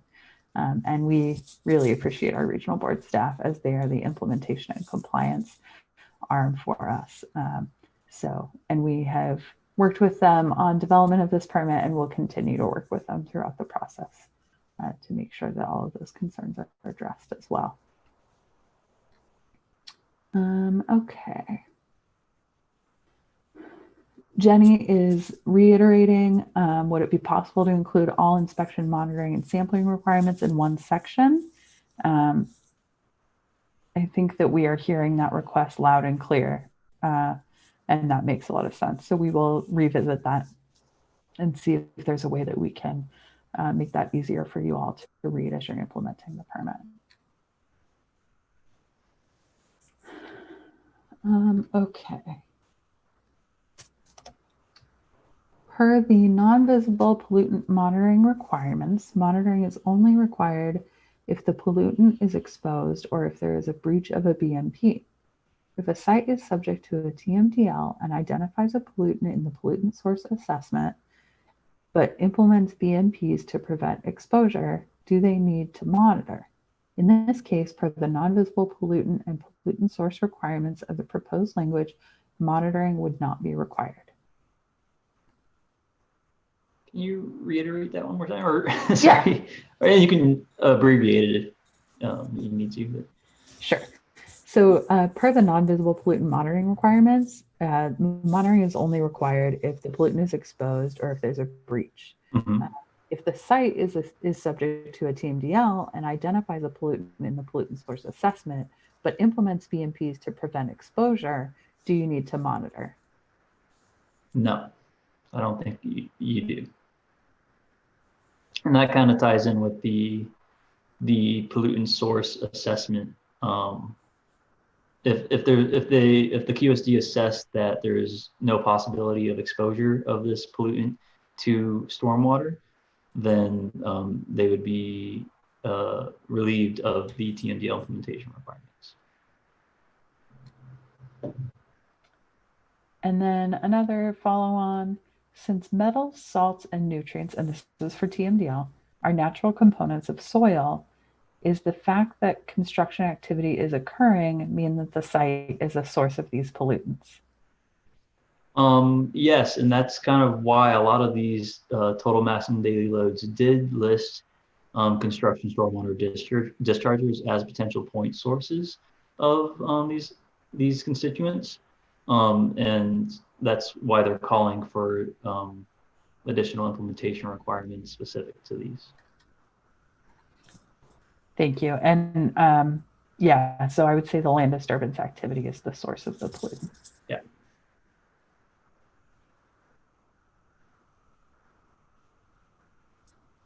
I mean, there may be other activities too that also can contribute, like metal work and whatnot, fertilizers for landscaping. But right. Okay. I'm just doing a time check here. Okay, we've got 20 minutes. We're doing well. It appears that contained stormwater pumping from a sediment basin, for example, and discharge is now considered a dewatering activity under the proposed language. Can you confirm that this is the case? Yes, Jean, that is what we were attempting to address with the dewatering language. And we've known for some time that there is kind of a difference between regions on how that is dealt with. So in this general permit, discharge from a sediment basin would be considered dewatering. yes.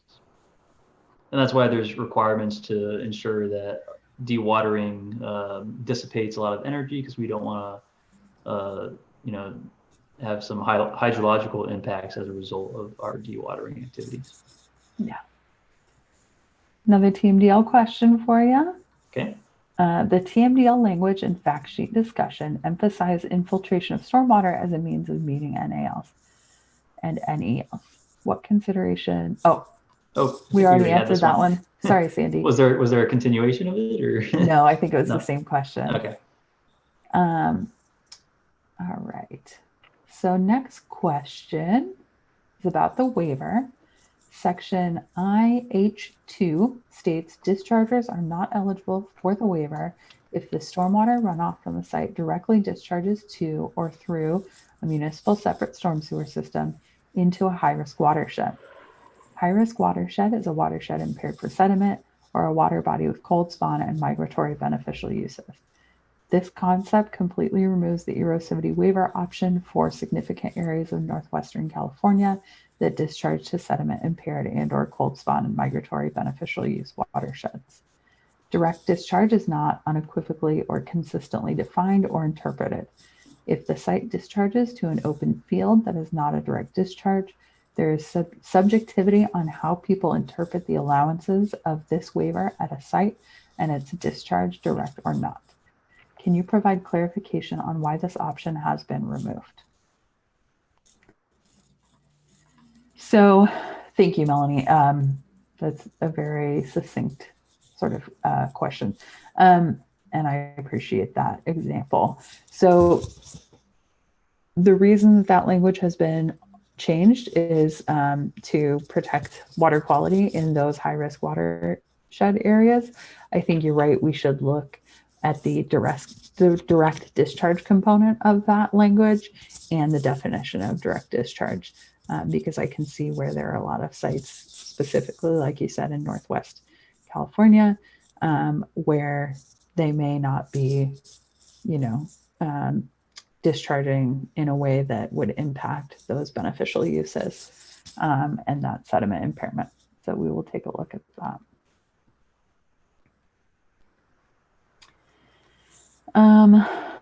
Question here. Why is salinity testing being required if there is no material containing salts on the site? Also, TDS and conductivity are basically the same analytical information. Why require the duplicate tests? The reason for that, Marv, is that those things are required in the TMDL itself, which is adopted at the regional board level through their basin plan process. And if there's no material containing salts on the site and you don't have that particular pollutant in your pollutant source assessment, then you don't need to do the monitoring for it. And TDS and conductivity, if those are named in the TMDL, that's what we have to require.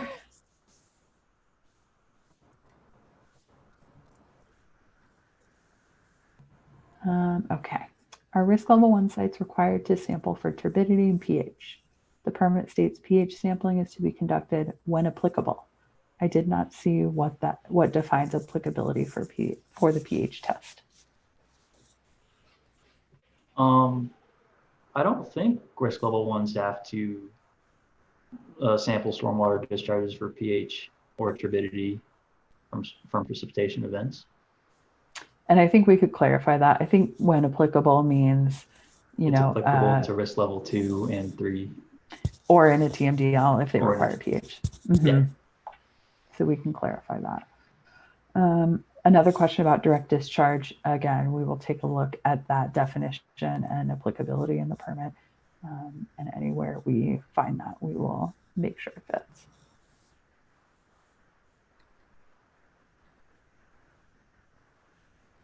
Okay. So the notice of non-applicability. Hi, Jeff. Good to hear from you. Regarding NONAs, it is suggested that you look into Business and Profession Code, specifically 7839 and 6731. And that Business and Profession Code 7839 states, the chapter shall not empower a geologist or geophysicist registered under this chapter to practice or offer to practice civil engineering at any of its various recognized branches. This would seem to preclude a geologist from making a NONA certification, since drainage is clearly in the purview of civil engineers. That is a great comment, Jeff. We will look at that with our legal team, definitely, as well as I have a professional geologist on staff, and so we'll have him take a look at that as well. Okay, from Joe. Post-construction BMPs are reviewed and approved by the local agency prior to issuance of the construction permit. The CGP requires proof of the agency approval and details of the post-construction BMPs to be uploaded to SMARTS as part of the permit registration documents for the notice of intent.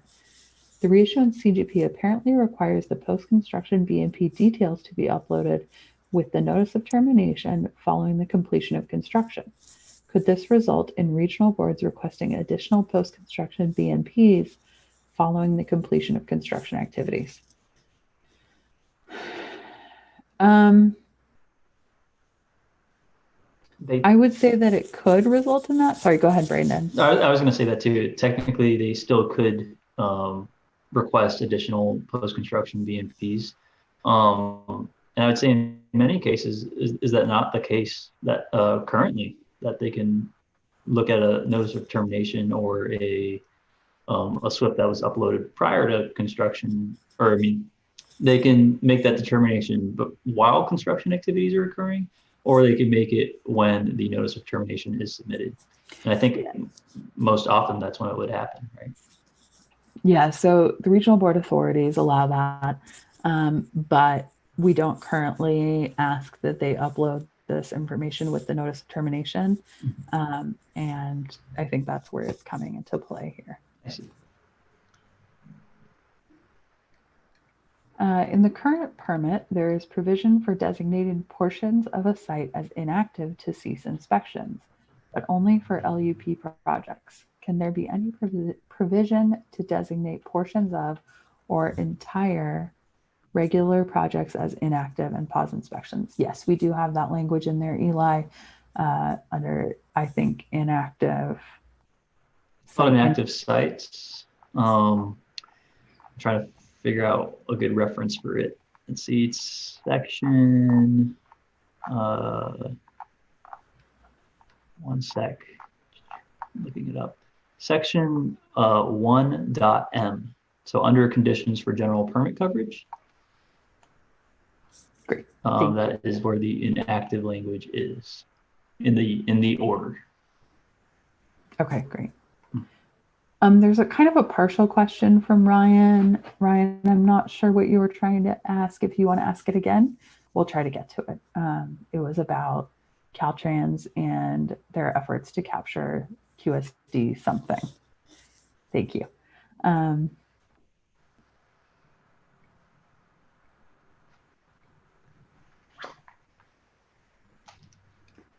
Another comment on the dewatering language and clarity, Katie, we will definitely take a look at. Thank you for pointing out that the word known in the dewatering language is ambiguous. We will definitely take a look at that.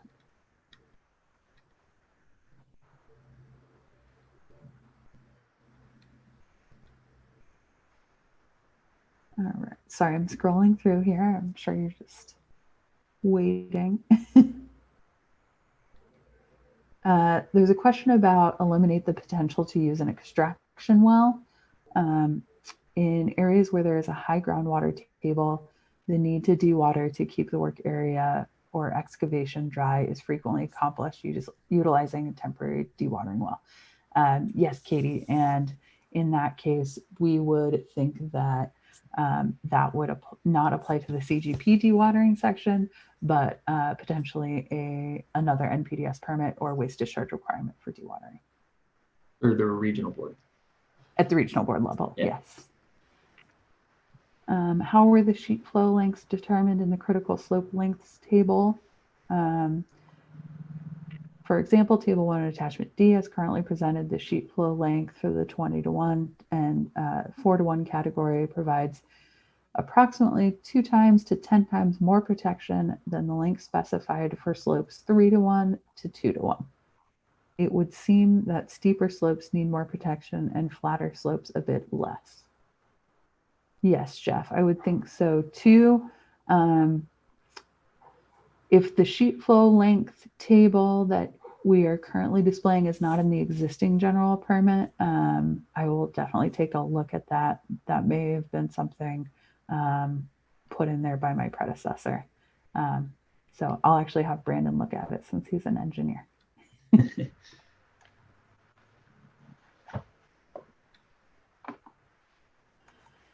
Okay, another sampling question.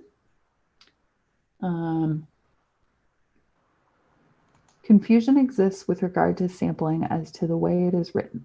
If a site has 4 discharges occurring at 8 a.m., is each discharge location to be sampled or only one? If each is to be sampled, can they all be sampled at 8 a.m. or must there be a 2-hour window between each sample? If all 4 discharges continue throughout the day, is each discharge to be sampled 3 times with a 2-hour delay between each sample? Marv, it is the latter. If all 4 discharges continue throughout the day, each discharge is to be sampled 3 times with a 2-hour delay between each sample. For the first part of your question, if they all start at 8 a.m., you can sample all of them at 8 a.m. You do not have to wait to sample the next discharge 2 hours later.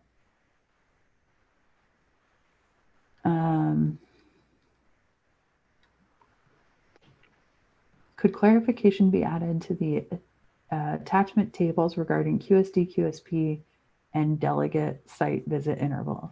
Yes, Lindsay, clarification can be added. Always. We will take a look at that. So they'd like a table of that provides the intervals of when QSDs, QSPs, and their delegates will inspect or can inspect? Yes. Okay. And I think in the existing construction permit, there are tables that outline the monitoring responsibilities for the QSD and QSP. And I think she's looking for that, including the delegate. And that makes a lot of sense because we've heard, some questions and comments today that that's not clear. So we will take a look at that, Lindsay. Thank you.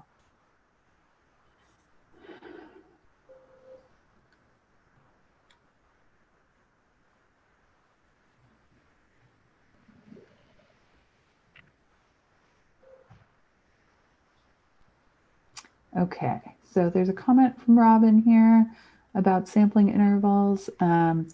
She would recommend to keep the sampling frequency as it is in the current permit. We've been monitoring sites for 9 years now.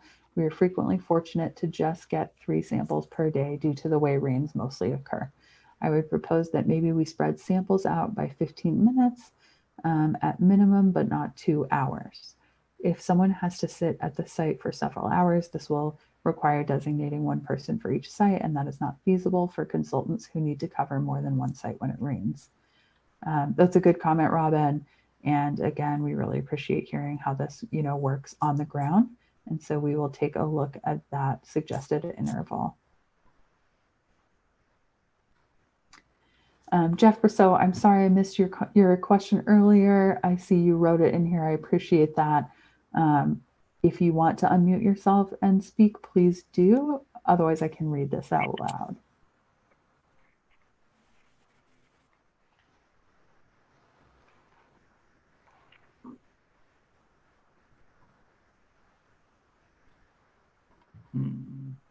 I think you're unmuted, Jeff, if you want to go ahead.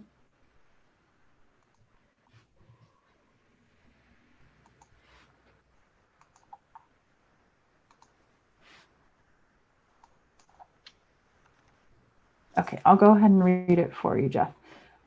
Jeff Brousseau is the Executive Director of the California Stormwater Quality Association, and he says, thank you for the opportunity to provide feedback and ask questions.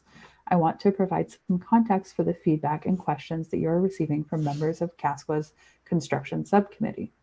Because of the very limited time available to review the preliminary staff draft order and the fact sheet and some document organization challenges, we're not able to provide comprehensive and detailed feedback and recommendations in these workshops. What we are able to provide is initial feedback and questions regarding about 10 or so of some of the more significant areas of the permit that we have been able to identify in the time provided. We will no doubt have more feedback and questions at the next workshop and after that as well. Thank you again, Jeff. And thank you, Jeff. A lot of the questions I've been reading are from the CASQA construction subcommittee. I think mostly Sandy and Melanie. So I hope that we've captured those. And certainly we always look forward to comments and feedback from CASQA as well as their membership. So thank you, Jeff. Amy, this is Diana. How about taking one more question or comment, and then we'll go into a break until 11:10. Perfect. Thank you for that time check. Okay, so here's the last question before the break.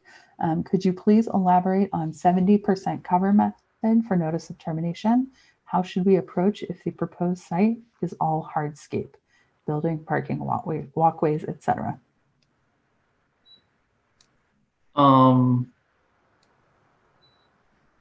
I had it just for a sec. So we're proposing that the final stabilization, particularly the 70% cover method, take into consideration the pre-construction conditions of the land. So if it was a previously paved or concrete surface, then 70% cover, I mean, it's the 70% cover really applies to disturbed soil areas that are exposed. And so if the construction activity, say it cuts up some of the paved surface and then recovers it with another, more, either a vertical structure or additional pavement, then that is considered covered. Is that correct? Yep. Yeah, thank you. Sorry. Yeah, no worries. Articulation's hard. No problem. Diana, if you want to take us on into break, my dog really needs a break too. She's whining. Very good. Yes. So if we can go to the next slide, please. And basically our next slide states that we will be on break and we will resume at exactly 11:10. Okay, thank you very much. And if for any reason our responses were not clear to your questions and you want to re-ask or ask for further clarification, please again place that in the chat box and we will do so. Thank you, and we'll see you at 11:10.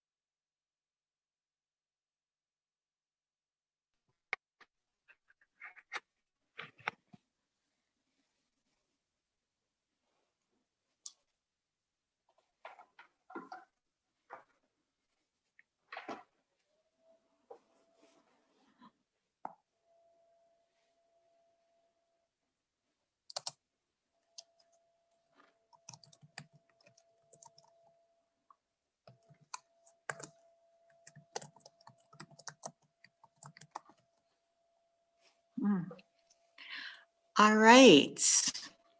Thank you for those of you that have returned back to this workshop.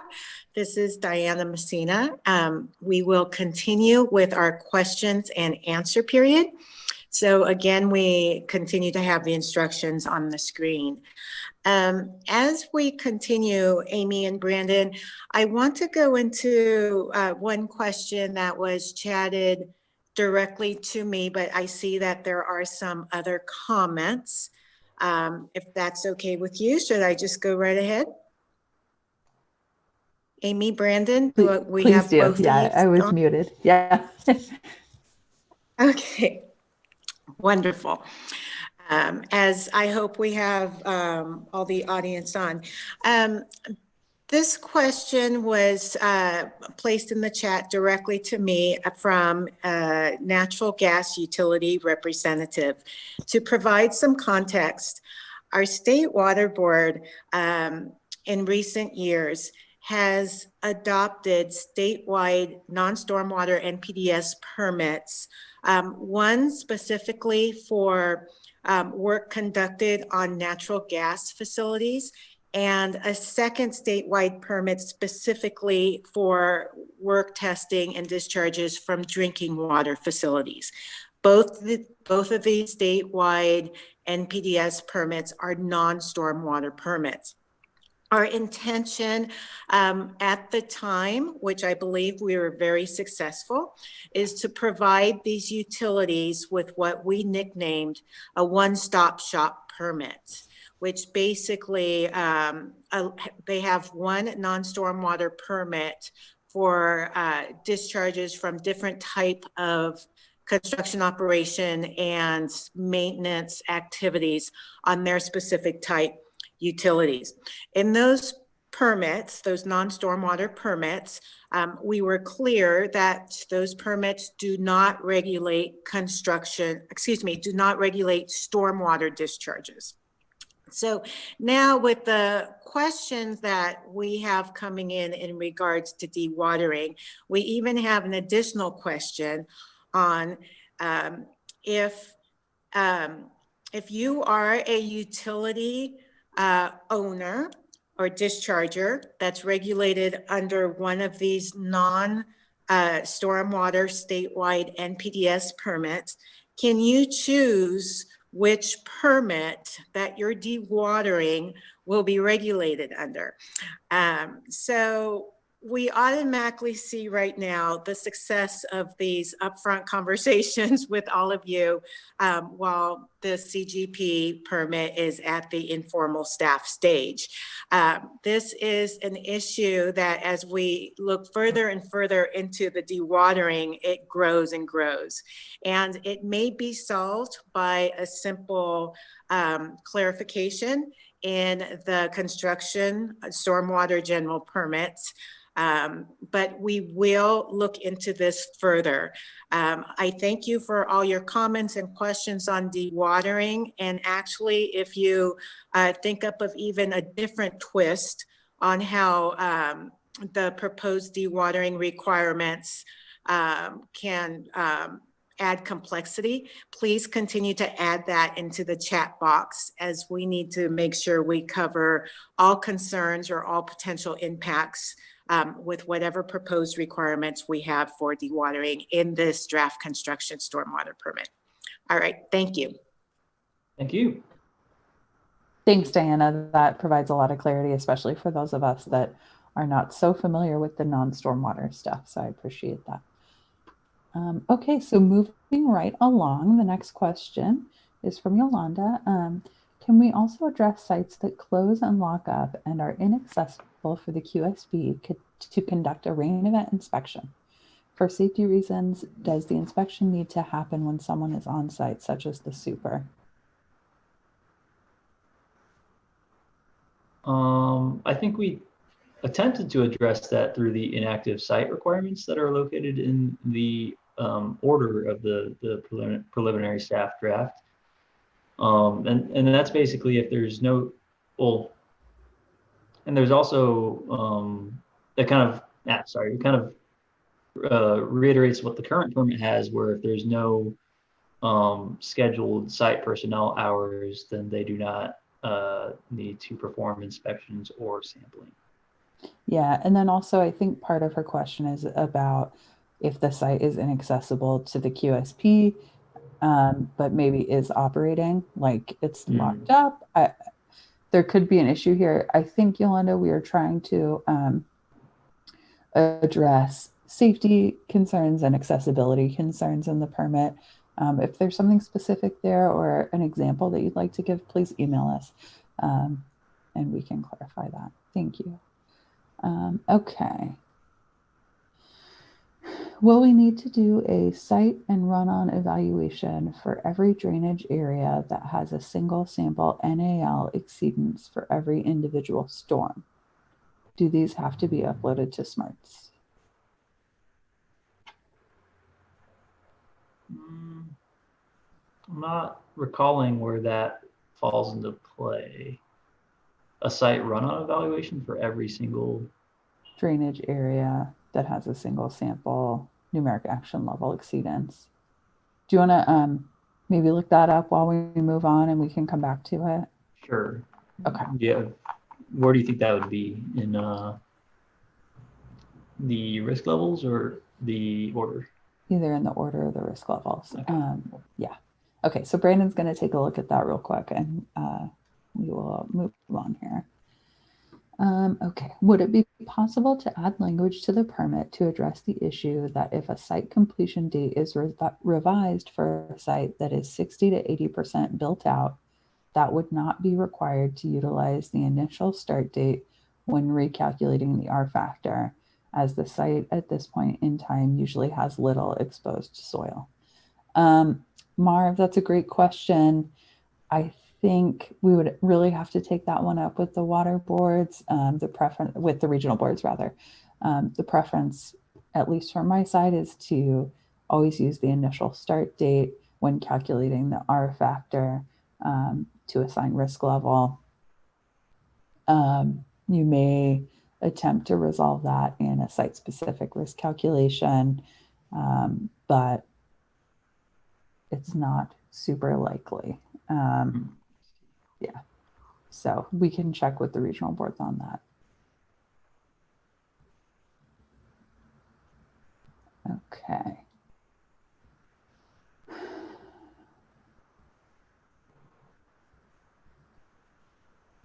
It's a bit of a long one. I'm just reading real quick.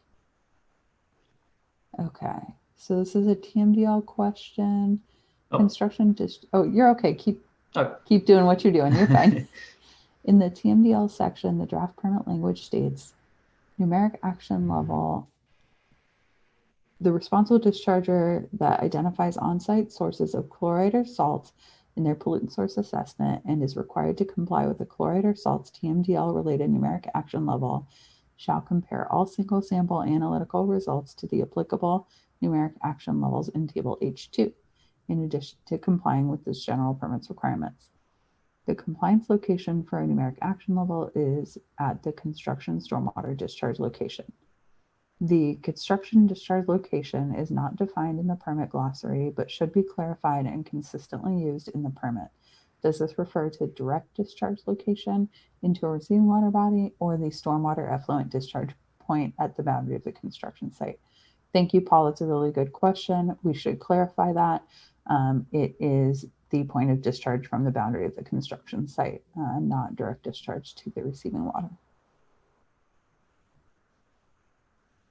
Okay, I think I found the section in the order that. For Yolanda's question. I think so. So it says, when a single sampling result obtained from a precipitation event is below the lower NAL numeric action level for pH, exceeds the upper numeric action level for pH, or exceeds the turbidity NAL or numeric action level, as listed in Table 1, the discharger shall conduct a site and run-on evaluation to determine whether pollutant sources associated with the construction site's activity may have caused or contributed to the numeric action level exceedance, and shall immediately implement corrective actions. Gotcha. Okay. So go ahead. Based on that, I would say they would have to do it anytime there's an exceedance. Is that sound of. Yeah, and it looks like it would be for the drainage area where the exceedance occurs, and it does not need to be uploaded to SMARTS. Thank you for looking that up. And it was not Yolanda's question. I apologize. It was someone else. If the presence of personnel is the trigger for an inspection, then what about projects that completely shut down for rain events that would then be unstaffed and not require inspection sampling? Can you repeat that one more time? Just the first part. I think it's about the site operating hours.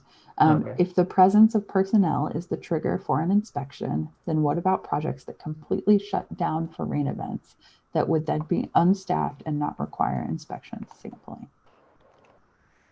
Why I think they wouldn't perform the inspections or sampling then. Let me check. If the rain event is outside of the site operating hours. Or if it's just shut down. Or if it's an inactive site.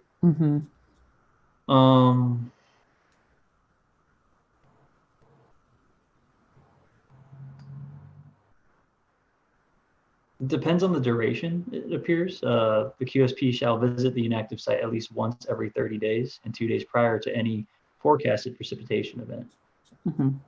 So there are still requirements for a QSP or QSD to go out during an inactive period.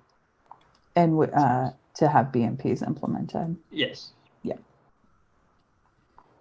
All right, Dave, this is a good one. What is the justification for adding fire prevention methods such as fire barriers or fire breaks to the types of projects requiring permit coverage? These types of preventative measures contribute to reducing so much soil loss by preventing/limiting wildfire spreading and the subsequent washout by rains.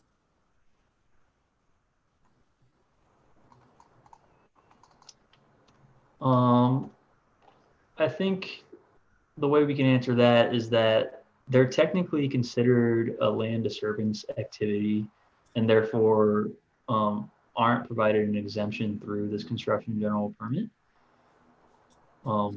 Yeah, so the reason that we added that language was to clarify that those are land disturbing activities that require coverage under the construction general permit. That is if they are new fire breaks or fire barriers and not routine maintenance as defined in the permit. And that had not been clarified in the existing permit.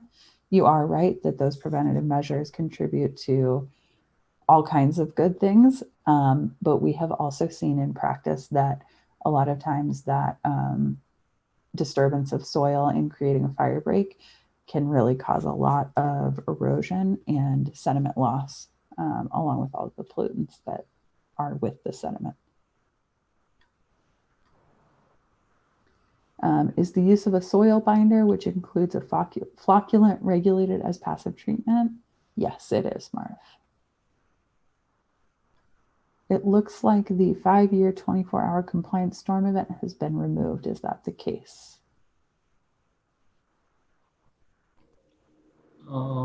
That's a specific one. let me check. The answer is yes, but there are compliance storm events in different parts of the permit, and it depends on the activity. I think there's a compliance storm event for post-construction, storm size for post-construction BMP still. That's right. Okay. Russell 2 question. By tying a Russell 2 calculation to numeric action level exceedances, this seems to require every risk level LUP type 2-3 project to run Russell 2 pre-construction conditions modeling to compare to a during conditions model run should a numeric action level exceedance occur. I think you don't have to use, yeah, can you? I think what our intent with Russell to address the mass-based waste allocations in a variety of TMDLs is basically it doesn't actually just apply to risk level 2 or 3. It would apply to any responsible discharger for that TMDL. So there may be instances where risk level 1 site would also use Russell 2 to compare their pre-construction conditions and soil loss to their during construction soil loss. Does that make sense? Does that answer the question? I think so. Okay. Yeah. If the person who asked this question, if that doesn't clarify it, please send us an email. There's a lack of properly trained people on Russell 2. How can we expect consistent, accurate, properly prepared Russell 2 calculations when not that many QSDs are even familiar with using it?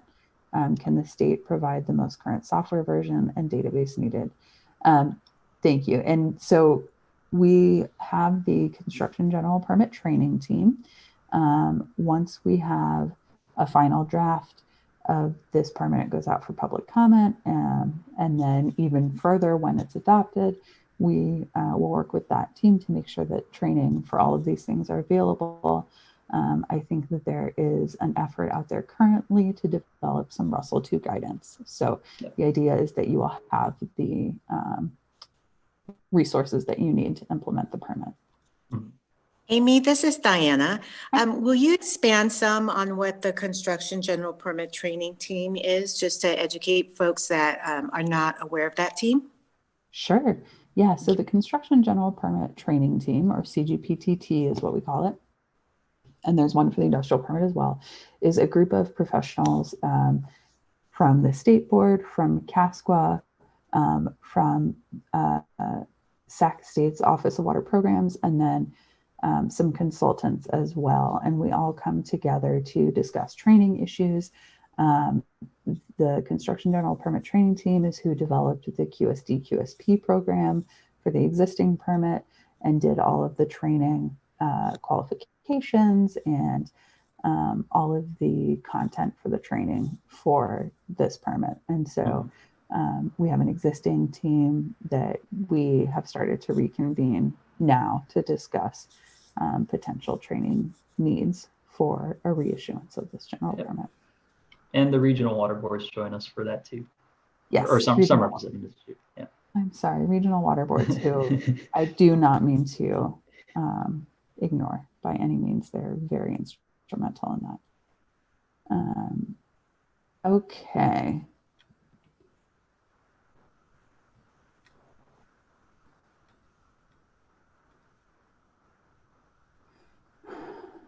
Going through here, a comment, thank you for looking at the construction dewatering situation. It's very complicated as different regional boards have separate non-stormwater dewatering permits and some do not. Yes, it is. And so we will look at simplifying that and clarifying, as Diana said.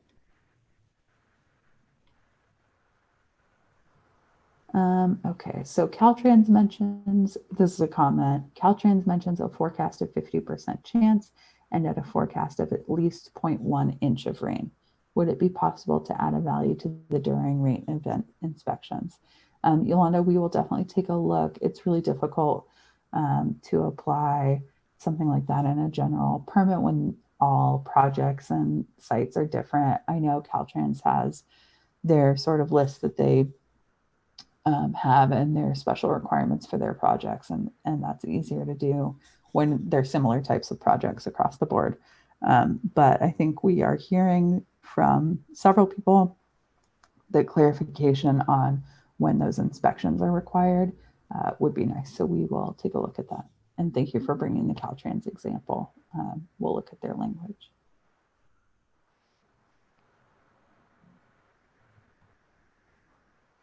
And then a comment on an earlier question about the same topic. Qualifying rain events have never been the criterion for visiting a site because we typically don't know if the rain event will turn out to be a qualifying rain event. If it rains, we need to be there. And that's true. Thank you for that comment. Appreciate it. Okay. Stormwater pollution prevention plans, SWIPs, are or should be living documents with requirements to upload changes to the SWIPs so soon after making them.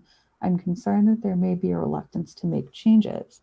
it would seem that a quarterly or semi-annual upload should be sufficient to accomplish the objective.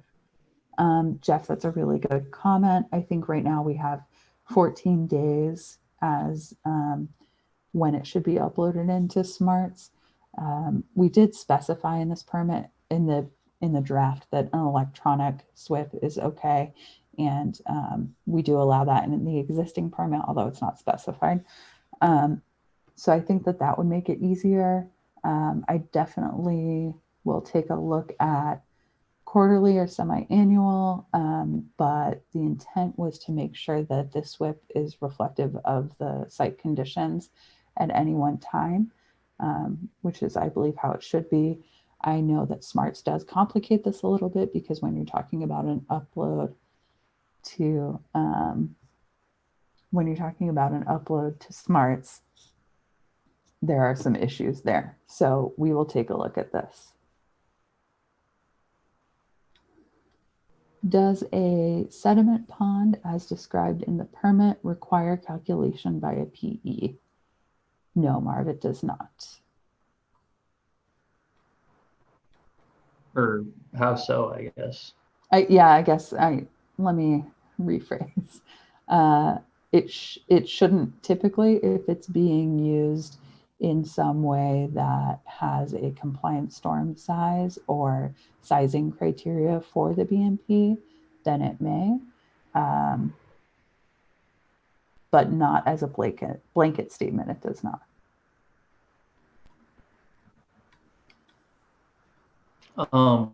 Back to the last question, because I remember seeing a question in our survey form or our registration form regarding like electronic SWIPs and cloud-based SWIPs.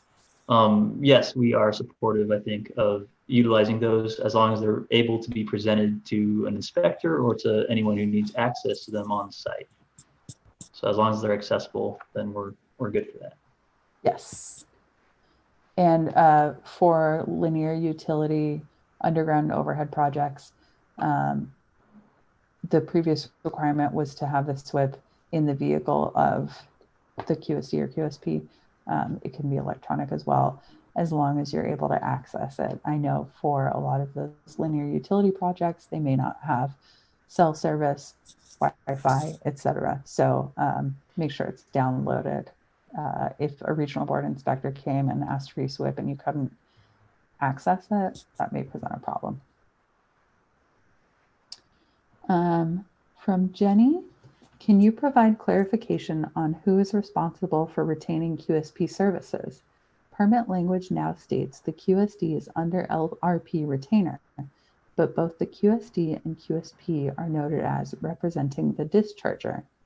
From a construction contractor perspective, this could be interpreted as QSP services being a client responsibility, not the contractor. That's a very good question, Jenny. I think we'll need to take a look at that because we certainly would not want to limit that. I know that a lot of times the contractor is the one that hires the QSP. See, I think I do believe the permit currently states that, or the preliminary staff draft currently states that it is the legally responsible person. So the client's responsibility to ensure that a QSP and QSP are available for the site.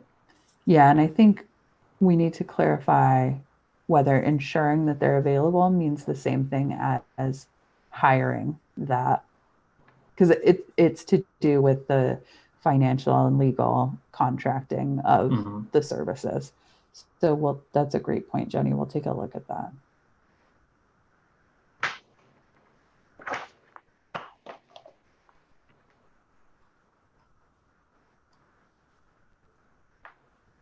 Okay.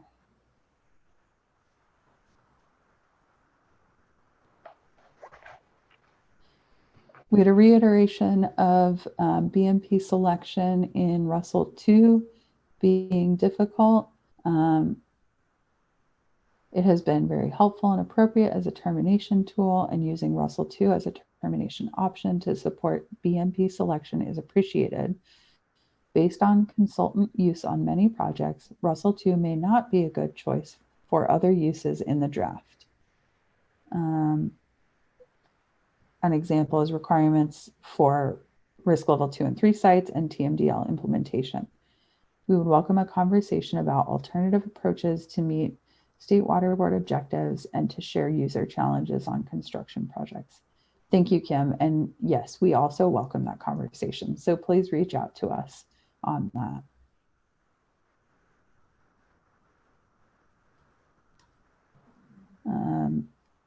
Lindsay reiterated that she'd like to see all of the monitoring in one place by risk level, which I think was a follow-on to her previous comment. So thank you, Lindsay.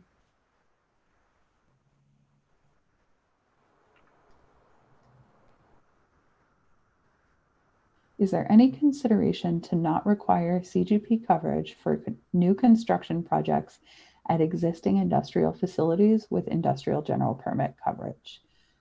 No, Chris, there is not any consideration of that. They're separate activities and separate permits. So in that case, construction general permit, if the construction meets the conditions of that, then it would be required.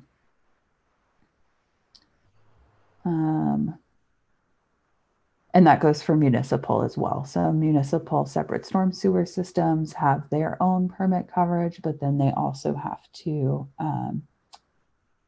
get industrial general permit coverage for their industrial facilities and construction general permit coverage for their construction activities. It seems I may have skipped a question. Let me take a look here. Oh, Katie Whiteside was saying that adding on to Joe's question about submittal of post-construction BMP details, having after construction additional post-construction BMPs is problematic. Hence why it is more beneficial to submit the post-construction BMPs compliance documentation with the notice of intent to be able to address in the design rather than after the project is complete. Yes, Katie, thank you. That's a good comment. It would be really difficult to add a post-construction BMP after the site has been designed and built out. We do want that with the notice of intent, and then also so that we can verify in the notice of termination that those conditions have been met.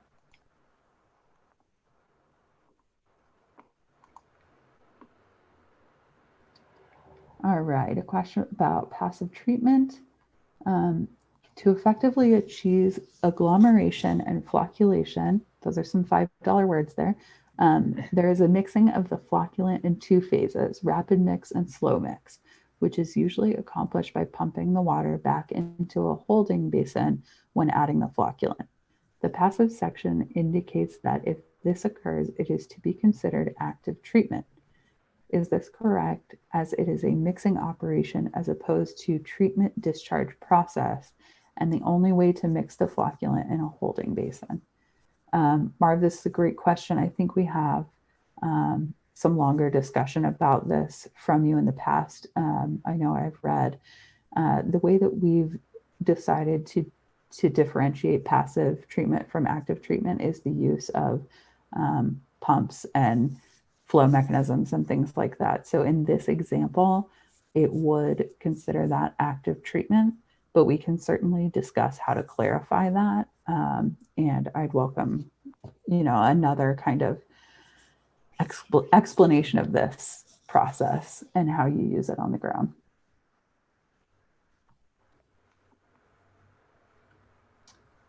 Are we still required to do sampling that is representative of the flow and characteristics of the site? If so, is it still supposed to be representative of the flow for the particular day on which a given rain event occurs? Apparently, though, there will no longer be daily average calculations, and we simply will need to report each individual NAL exceedance, so maybe representative sampling is unnecessary now. Note that to be representative of the entire day, we would have to collect samples periodically throughout the day as long as it is raining. Yes, that's how the preliminary staff draft is currently written, with the periodic sampling throughout the day. and with the representative sampling.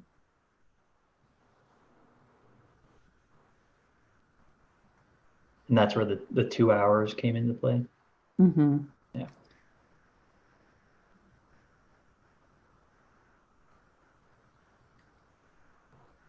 Is it correct that the low erosivity waiver calculator is not to be used in calculating the R factor, but only the State Water Board R factor table? We are using the waiver calculator provided by US EPA, and that is replicated in SMARTS. So they are one and the same.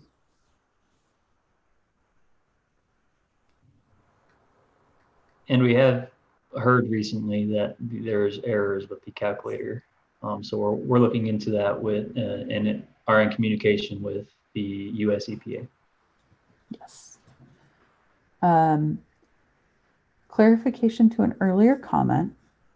If a site is operating during the normal defined operating, but the site completely halts the operations and no one is on site because of the rain, they won't work in the rain, are inspections required. No one is on site even though it's normal defined operating hours.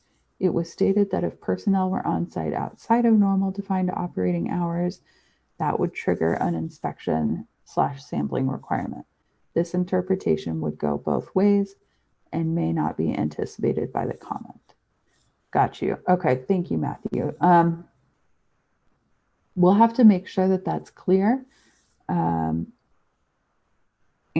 that it is addressed by both the quote unquote pre-storm inspections and during storm, and clearly defined in the site operating hours. And I think we're doing pretty good on time. We just have a few more questions here. Would background level concentrations of TMDL pollutants be subtracted from discharge, numeric action level, and numeric effluent limitation sampling results? So I think Marv was asking if they did a background study to determine what was running on versus what was running off. So we discussed this a lot while drafting the TMDL implementation requirements. And I think we reached the consensus that once there's run-on on the site and that mixes and becomes stormwater for that site after it's exposed to, construction activities or construction materials, then the discharger would be responsible for that run-on too. But I would be open to open into reconsidering that and allowing dischargers to assess what's coming on from background sources and see what we can do, especially with how the legality of a TMDL works. So yeah, it's a little tricky. And I would say that that is more of a legal question at this point. I know in the industrial general permit, we have the background source demonstration, although it does change how that plays out for TMDLs as well. So Marv will check with legal on that. Okay, so Anoop says some projects do not have a QSP on board when the SWIP is being prepared and a WDID is issued. Whoop, jump down for me. Do we have to issue a SWIP amendment to add the QSP information as the QSP may be hired by the contractor? Yes, you can do that, but you want to make sure that you have a QSP on board prior to construction starting. You need to have a QSP on board throughout the length of construction. And the WDID is typically issued around the start of construction. So, and I think that's why there's a requirement in the SWIP for a QSP signature. Yes, you could say update, you could upload a sample SWIP and then update it with the QSP information. Then we also require that you update that anytime a QSP is changed. Okay, a follow-up to Matthew's follow-up. Thank you, Jean. If you define site operating hours as having construction activities such as a BMP response team, then that would mean the site operating hours now include weekends, holidays, and after hours. Sites still have a responsibility to ensure that the site is functioning during an extended rain event, and many times BMP contractors are the only ones on site during the extended rain events, including weekends, holidays, and after hours. Is that the intent? I think we do intend to monitor stormwater as long as there's personnel on site. And I think that applies to the current permit as well. If there's personnel, working or doing performing some sort of activity on a weekend, or, some construction projects occur solely at night, then they are responsible for collecting samples when applicable. Does that sound correct, Amy? Yes. So thank you. Okay, so we have one comment left or one question. We have about 15 minutes. So if you all want to ask a question or submit a comment, please do. Just got another one. Thank you, Joe. Okay, so the next one is the word vegetative still planned to be added to the 70% final cover notice of termination sentence? If so, this is a potential problem for, say, in state parks or other locations where vegetation is not allowed to grow. If it is included, please clarify some alternatives for obtaining notice of termination when vegetation is not allowed and or desired. That's a good comment, Mel. So vegetative is still going to be in there, but then we also have the other options. One is Russell 2 and one is a custom method. And also there's language in, I believe, the order under findings for sites where it is desired to remain disturbed. So that would fall into that as well. And I think it's in the fact sheet as well. The fact sheet also, okay. Could the required site plan submitted with the notice of termination be the same as the site plan submitted with the notice of intent if there were no substantial design changes in the storm drain or post-construction BMPs? Or does the permit imply that an as-built plan by a licensed civil engineer or land surveyor would always be required? It could be the same if there are no changes. Yeah, I think we're including a little bit of flexibility. If a discharger wants to include as-built, that's perfectly acceptable as long as it meets the criteria that's in the permit. Exactly. Yeah.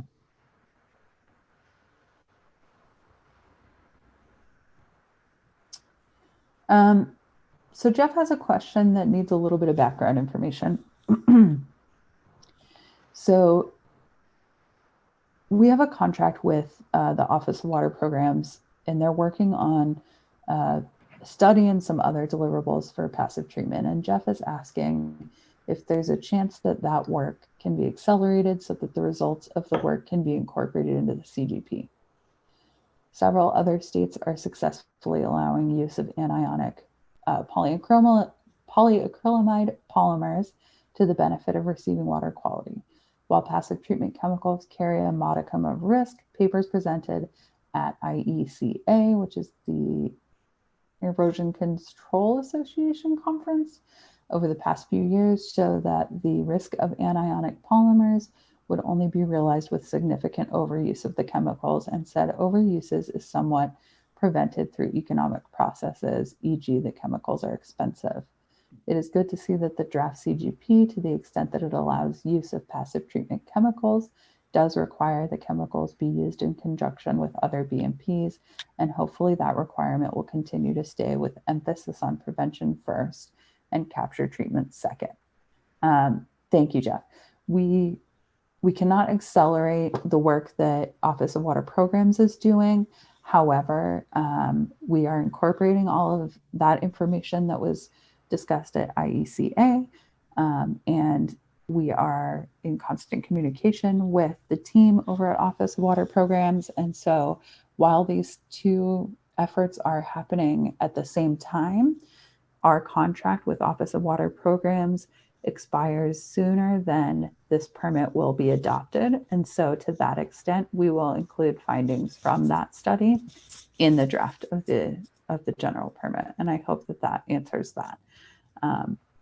But their study and their deliverables will be complete early 2021. Was there a concern that the preliminary staff draft will be limiting anionic chemicals?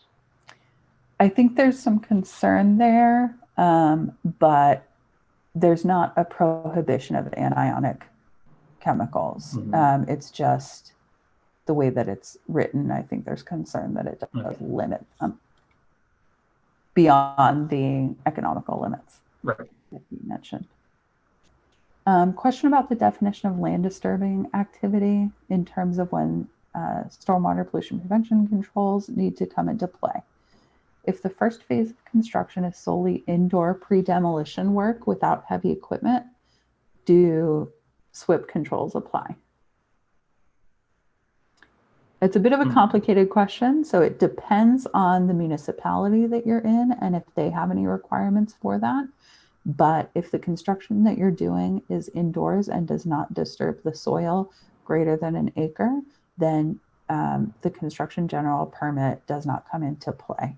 So whatever stormwater controls are required by the municipality at that point is what you would have to do.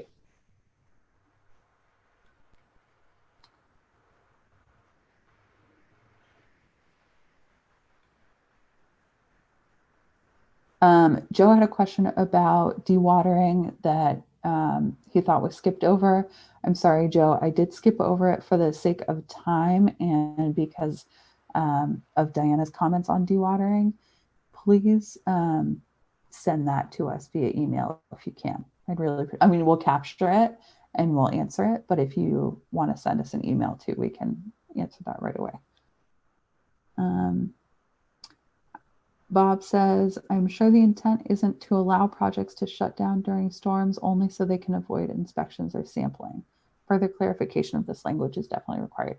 I agree, Bob. That would not be the intent, is to just create a world where everyone shuts down construction when it's raining so that they don't have to implement the permit. So we will definitely take a look at that.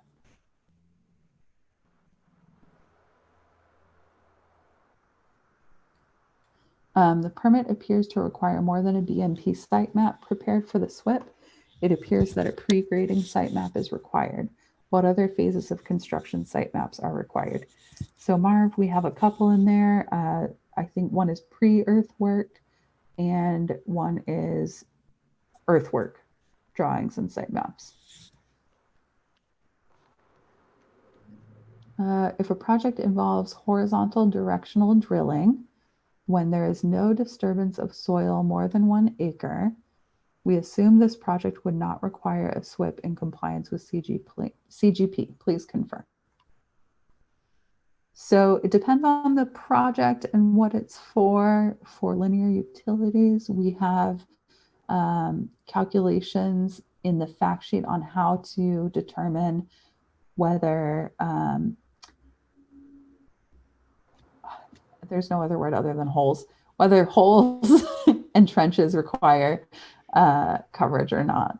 I'm sure there's a more technical term for the holes that one drills to install utilities, but I'm losing it. It's the end of this workshop, so I'm sorry. Borings? I don't know. Yeah, thank you.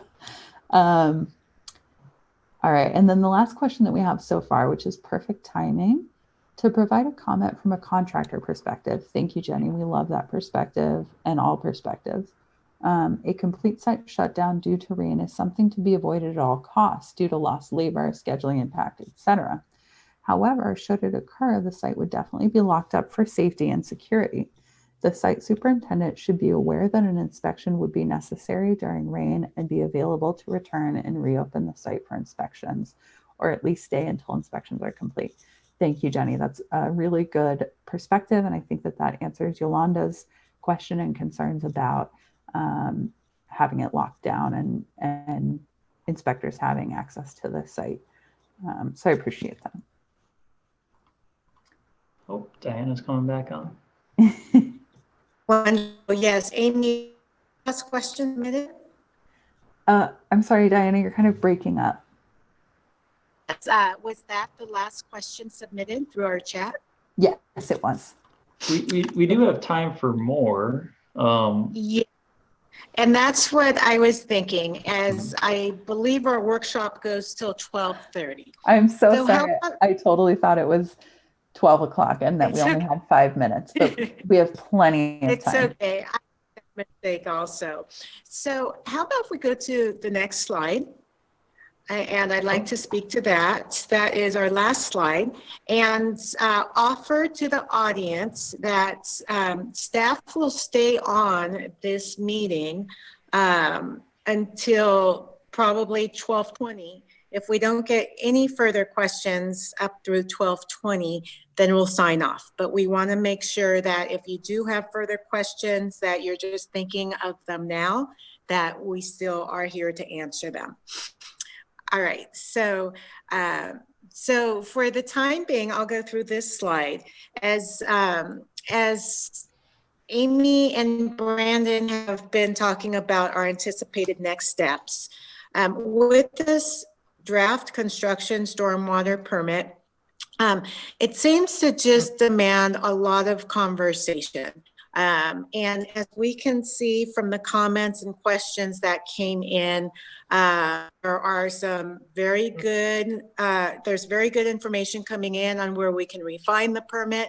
There's a couple red flag issues that we want to address. And so at this time, we're anticipating to get an official draft out for a formal public comment period in early spring of 2021, as we have mentioned. But as staff, we are working forward, and that's our projected date, but we do not know if there may be an occurrence that may delay that date. And if the date for us to issue a formal draft does come upon us in early spring of 2021, these subsequent dates are what we expect based on our typical permitting public process. We seem to have a lot of stakeholders and interested parties involved in our statewide permits. The environment when it comes to our public comment periods and our discussions with interested parties has changed to where our board is asking staff to be much more engaged with informal conversations. And so with some of the comments, as Jefferson's comments from CASQA in regard to not having enough time before the workshop in order to have some real good informal comments to staff.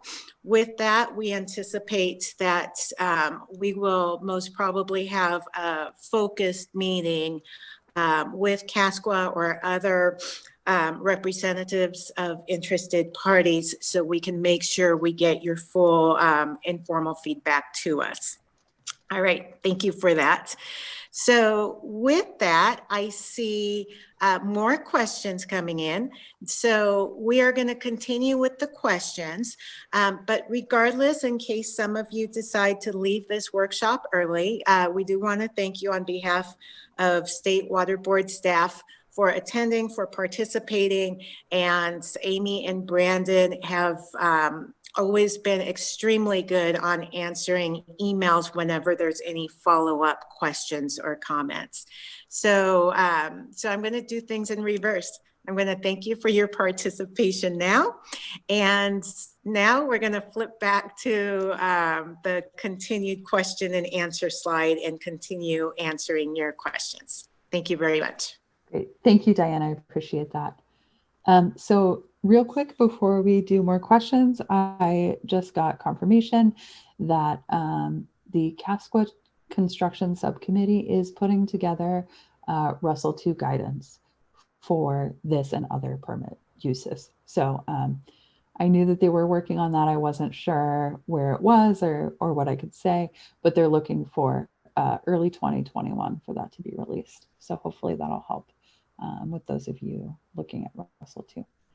And the next question, dischargers shall electronically certify and submit uploaded sampling data and visual observation reports through SMARTS within 14 calendar days after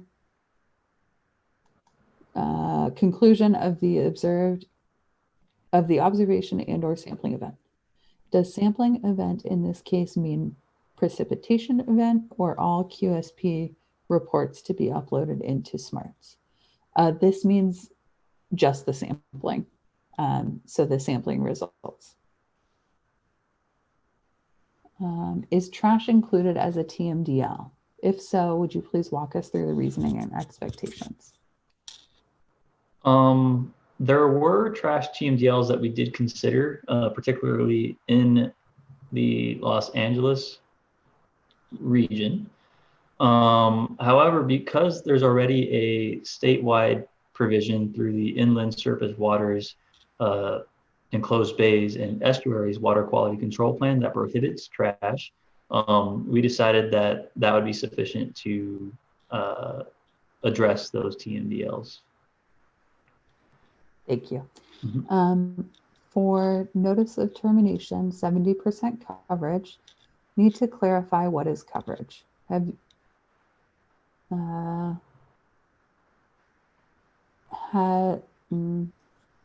a site held up for notice of termination that had hydroseed applied?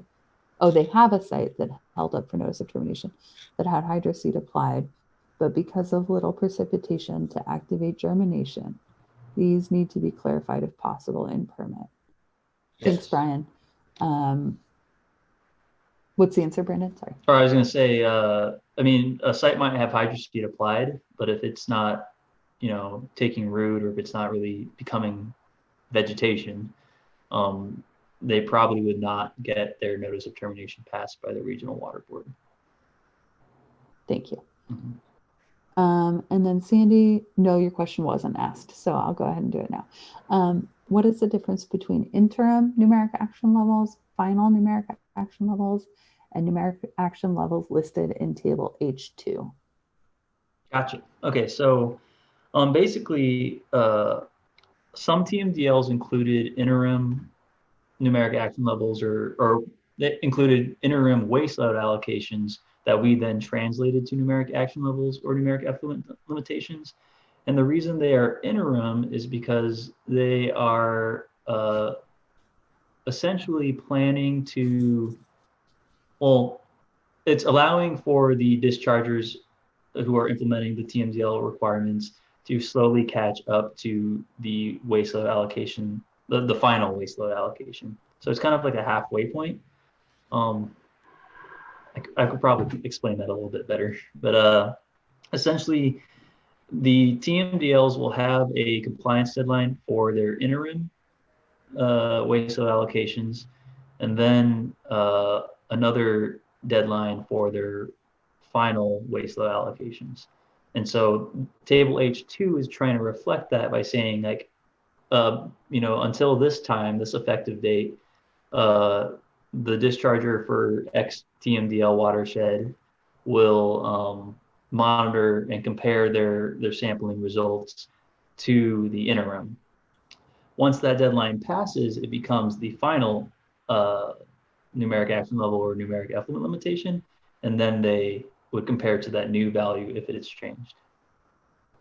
Thank you. And I'm sorry, I'm putting undue work on the CASQA construction subcommittee when I said early 2021 for the Russell guidance. That is not true. It's sometime in 2021. I don't mean to make their deadline so much sooner. I apologize. Okay. In expansion of trash, there exists some concern that dischargers and some QSDs may not be familiar with the statewide trash requirements. Will an appendix or attachment to the general permit with simple concepts related to short temporal nature of construction activities meet trash provision requirements be included? Meeting trash requirements. We kind of incorporate it by reference and have folks look at the trash requirements in the SWRCB, the Can you say it for me, Brandon? Inland surface waters, enclosed bays, and estuaries, water quality control plan. Thank you. The only thing I don't twist my tongue on. But Melanie, if you think that more clarification is needed on that, let me know. We'll discuss it, and maybe we can put something in there. Yeah, and I think it's something that the construction general permit training team can look into adding into our QSD and QSP training content moving forward. And then Sandy was following up, would interim numeric action levels change during the course of the permit? If not, the distinction may not make much difference to the discharger. If they would change, wouldn't a reopener be required to change it? Does she mean, or if she's meaning that will it change from an interim to a final within the lifespan of the permit, then I think that's why we're incorporating both interims and finals within attachment H2 to show when that transition will occur. Yeah, and I think she's also asking if the numeric action level, like the concentration, will change, and it should not. But yes, it would require a reopener to change any of the TMDL requirements. The concentration may change between interim and final. It's kind of like a weaning process, trying to get closer to the final waste allocation, but we don't want them to, go from a high pollutant load to a low pollutant load without a little bit of a gap to push them towards that direction first. Right, but we're not gonna, there's not gonna be moving targets where we change the numbers in the permit without notice. No. The ones that are in there are the ones that we're intending to implement. Yes, thank you. Okay. Oh, we're getting quite a few questions here. In the section that talks about dischargers' responsibilities for QSP activities, it says the discharger shall have a QSP perform on-site visual observations at the following times, once every 14 days, and later says that pre-rain inspections must be done 72 hours before a storm. How does this jive with Appendix C, D, etc. requirements for weekly inspections and pre-rain inspections 2 days before the storm? So on-site visual observations are different from the pre-rain inspections, and in addition to, if they happen at the same time, then you can combine them.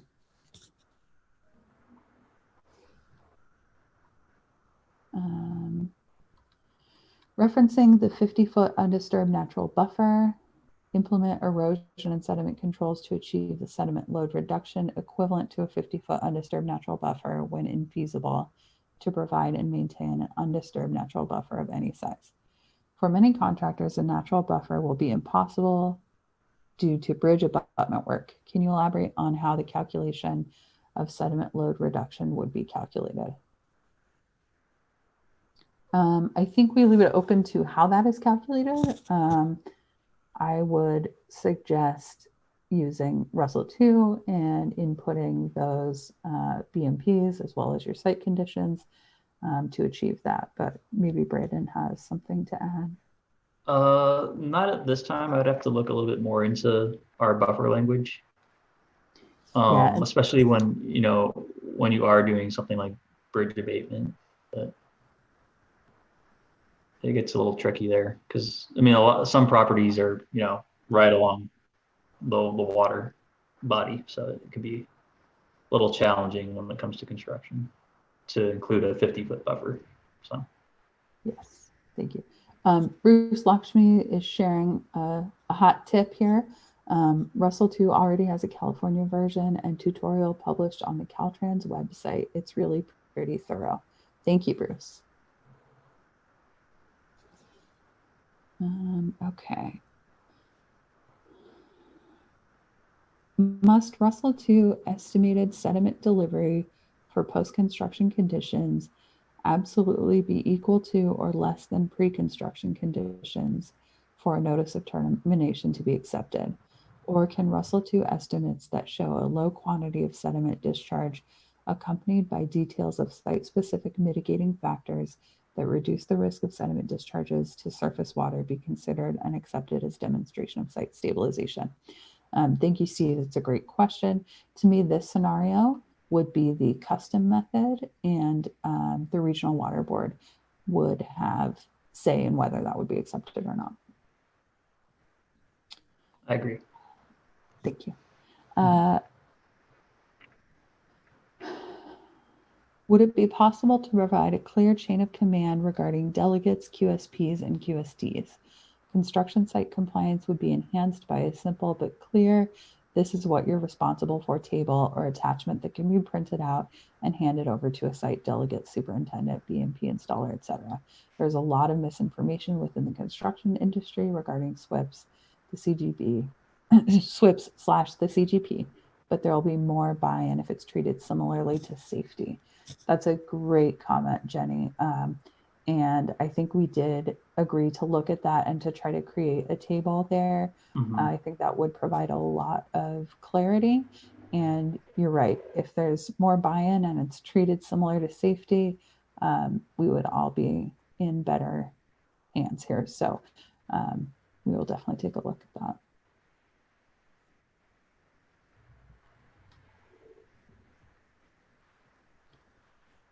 Let's see. Page 40 of the order, numeric action level exceedance. Is it appropriate to require Russell 2 modeling when compliance is already determined by meeting the effluent limitations through sampling and analysis? An effective combination of erosion sediment controls should be the focus. If that is properly implemented, typically erosion is minimized and a site wouldn't have numeric action level exceedances. The issue is more often a lack of implementation and not the actual erosion control selection in the SWIP. Again, modeling are just estimates with limitations and doesn't address the real issue, lack of implementation. Yes, and the intent is that through modeling and presence of the QSD and QSP on site, that source control would be achieved as a combination of all of these things. And that would then prevent numeric action level exceedances. Will LUP linear underground overhead utility projects documented inspection be required on a weekly basis now?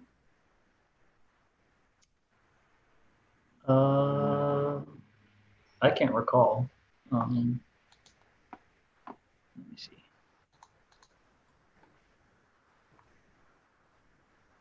Can you reiterate the question, please? Yes. Are there weekly documented inspections required for LUPs? And then while you're looking that up, I'll answer this next one. Is there a red line version of the draft permit available that only shows highlights modifications from the previous version? Eli, there is not.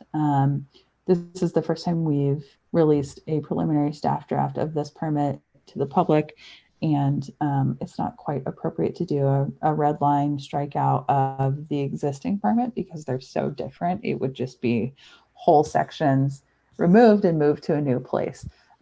So we don't have that. There will likely be a red line strikeout version between the proposed draft for public comment and the adopted permit at that time.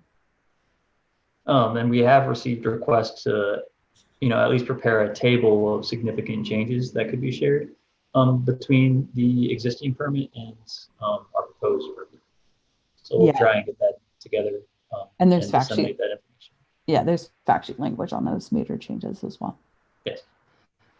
So looking at attachment A, which is for linear underground and overhead project requirements, in the inspection and maintenance and repair section, item 2, it says the discharger shall perform weekly inspections and at least once each 24-hour period during extended precipitation events to identify and record BMPs that need maintenance to operate effectively, that have failed or that could fail to operate as intended. Inspectors shall be the QSP or trained by the QSP.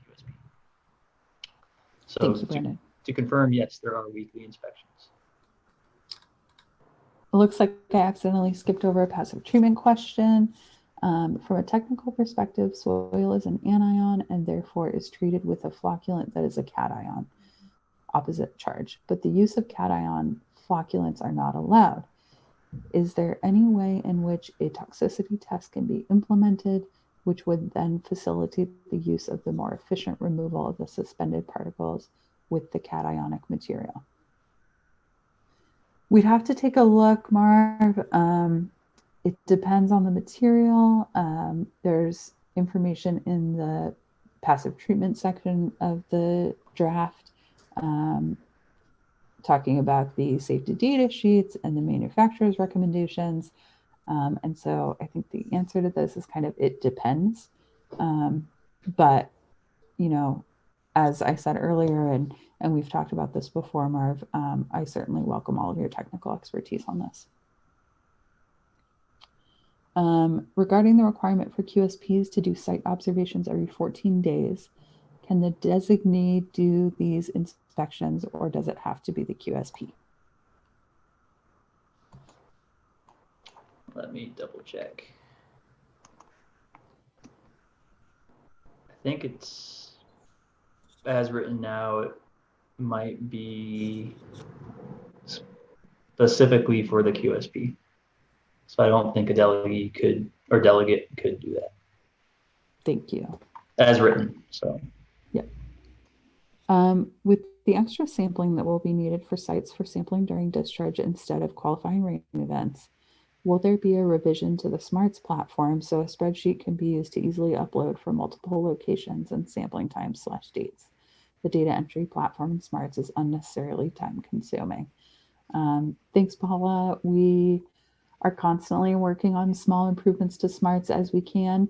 The permit reissuance does not necessarily dictate what changes will be made to SMARTS, but we will make as many enhancements as possible. And it looks like you're thinking of something similar to the PET tool, which is used in CWICS as well as SMARTS for the industrial general permit. We can certainly look at that. That's the parameter entry tool, another acronym to throw out there. And then the last question that we have is for post-precipitation event visual inspections. If the event does not result in discharge from the job site, are post-precipitation inspections required? So precipitation event is defined in the glossary as resulting in discharge. So in this case, if it doesn't result in discharge, it is not a precipitation event requiring an inspection. And that's all I got. If we skipped something, if you have another question, please load it up. Brandon and I will hang out here until 12:20, 12:30 to wrap things up.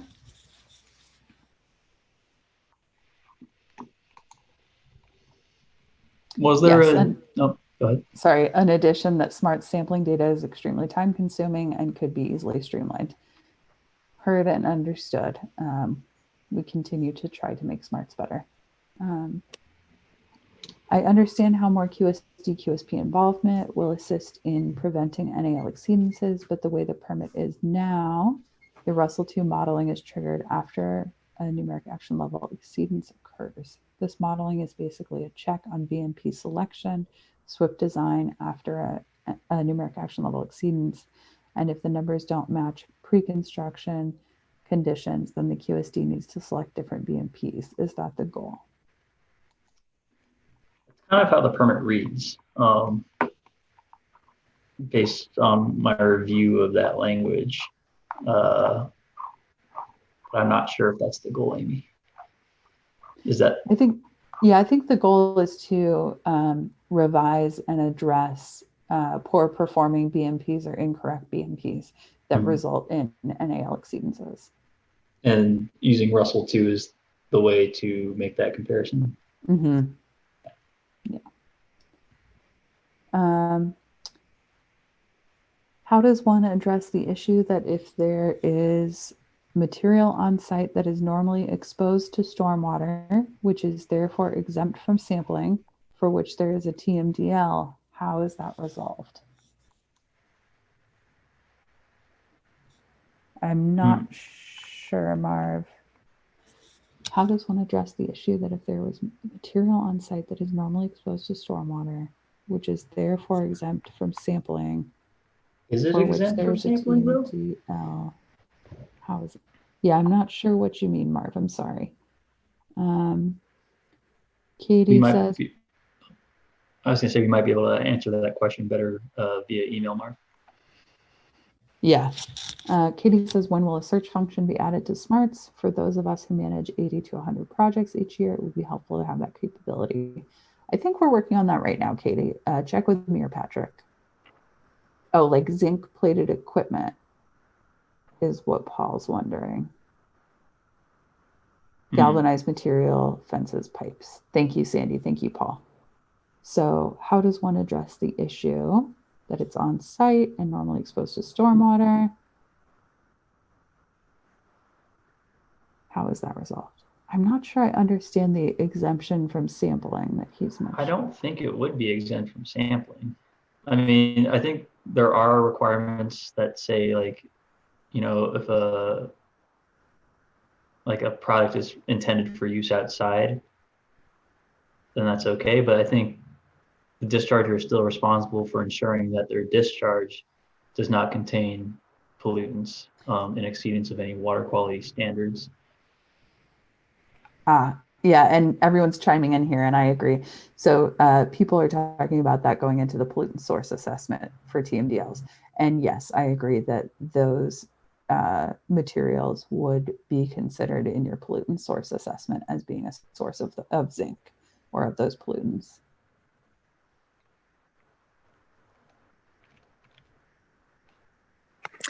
Amy, this is Diana. It sounds from these questions that the draft permit could probably use some clarification. Yes. On that, yes. So we note that. Yes, and then there's further questions like, would all construction equipment then trigger the metals TMDL? And galvanized fences are finished product. Okay, I see what, yes. So we will take a look at that and how those finished products or equipment on site would play into the pollutant source assessment and therefore the sampling for TMDLs. I do see some of the language in like attachment E or attachment D.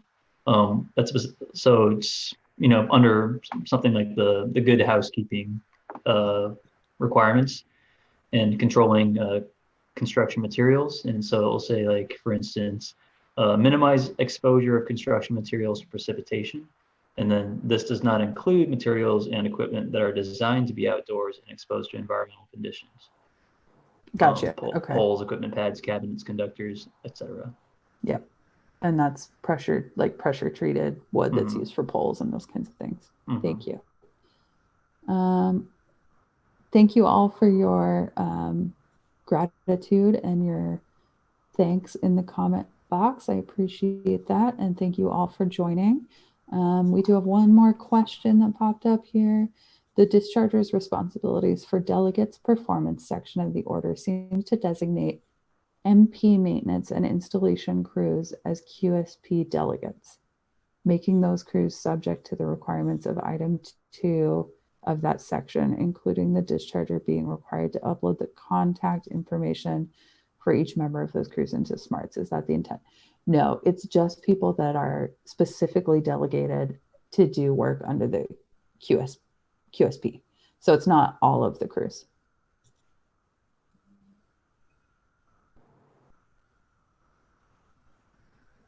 All right. Seems like it's wrapping up. Thank you all. I really appreciate all of your comments there in the chat box. And great discussion today. Really good discussion. And please feel free to follow up with us. We'll have essentially the same workshop on Monday. So yes, and we will have more workshops as the draft comes out. Someone just said, please more workshops. Yes, we will have more workshops. Yep. And yeah, thank you all so much. We look forward to working with all of you and addressing as many of your concerns as possible. So thanks. Alrighty, I'm gonna end our recording somehow.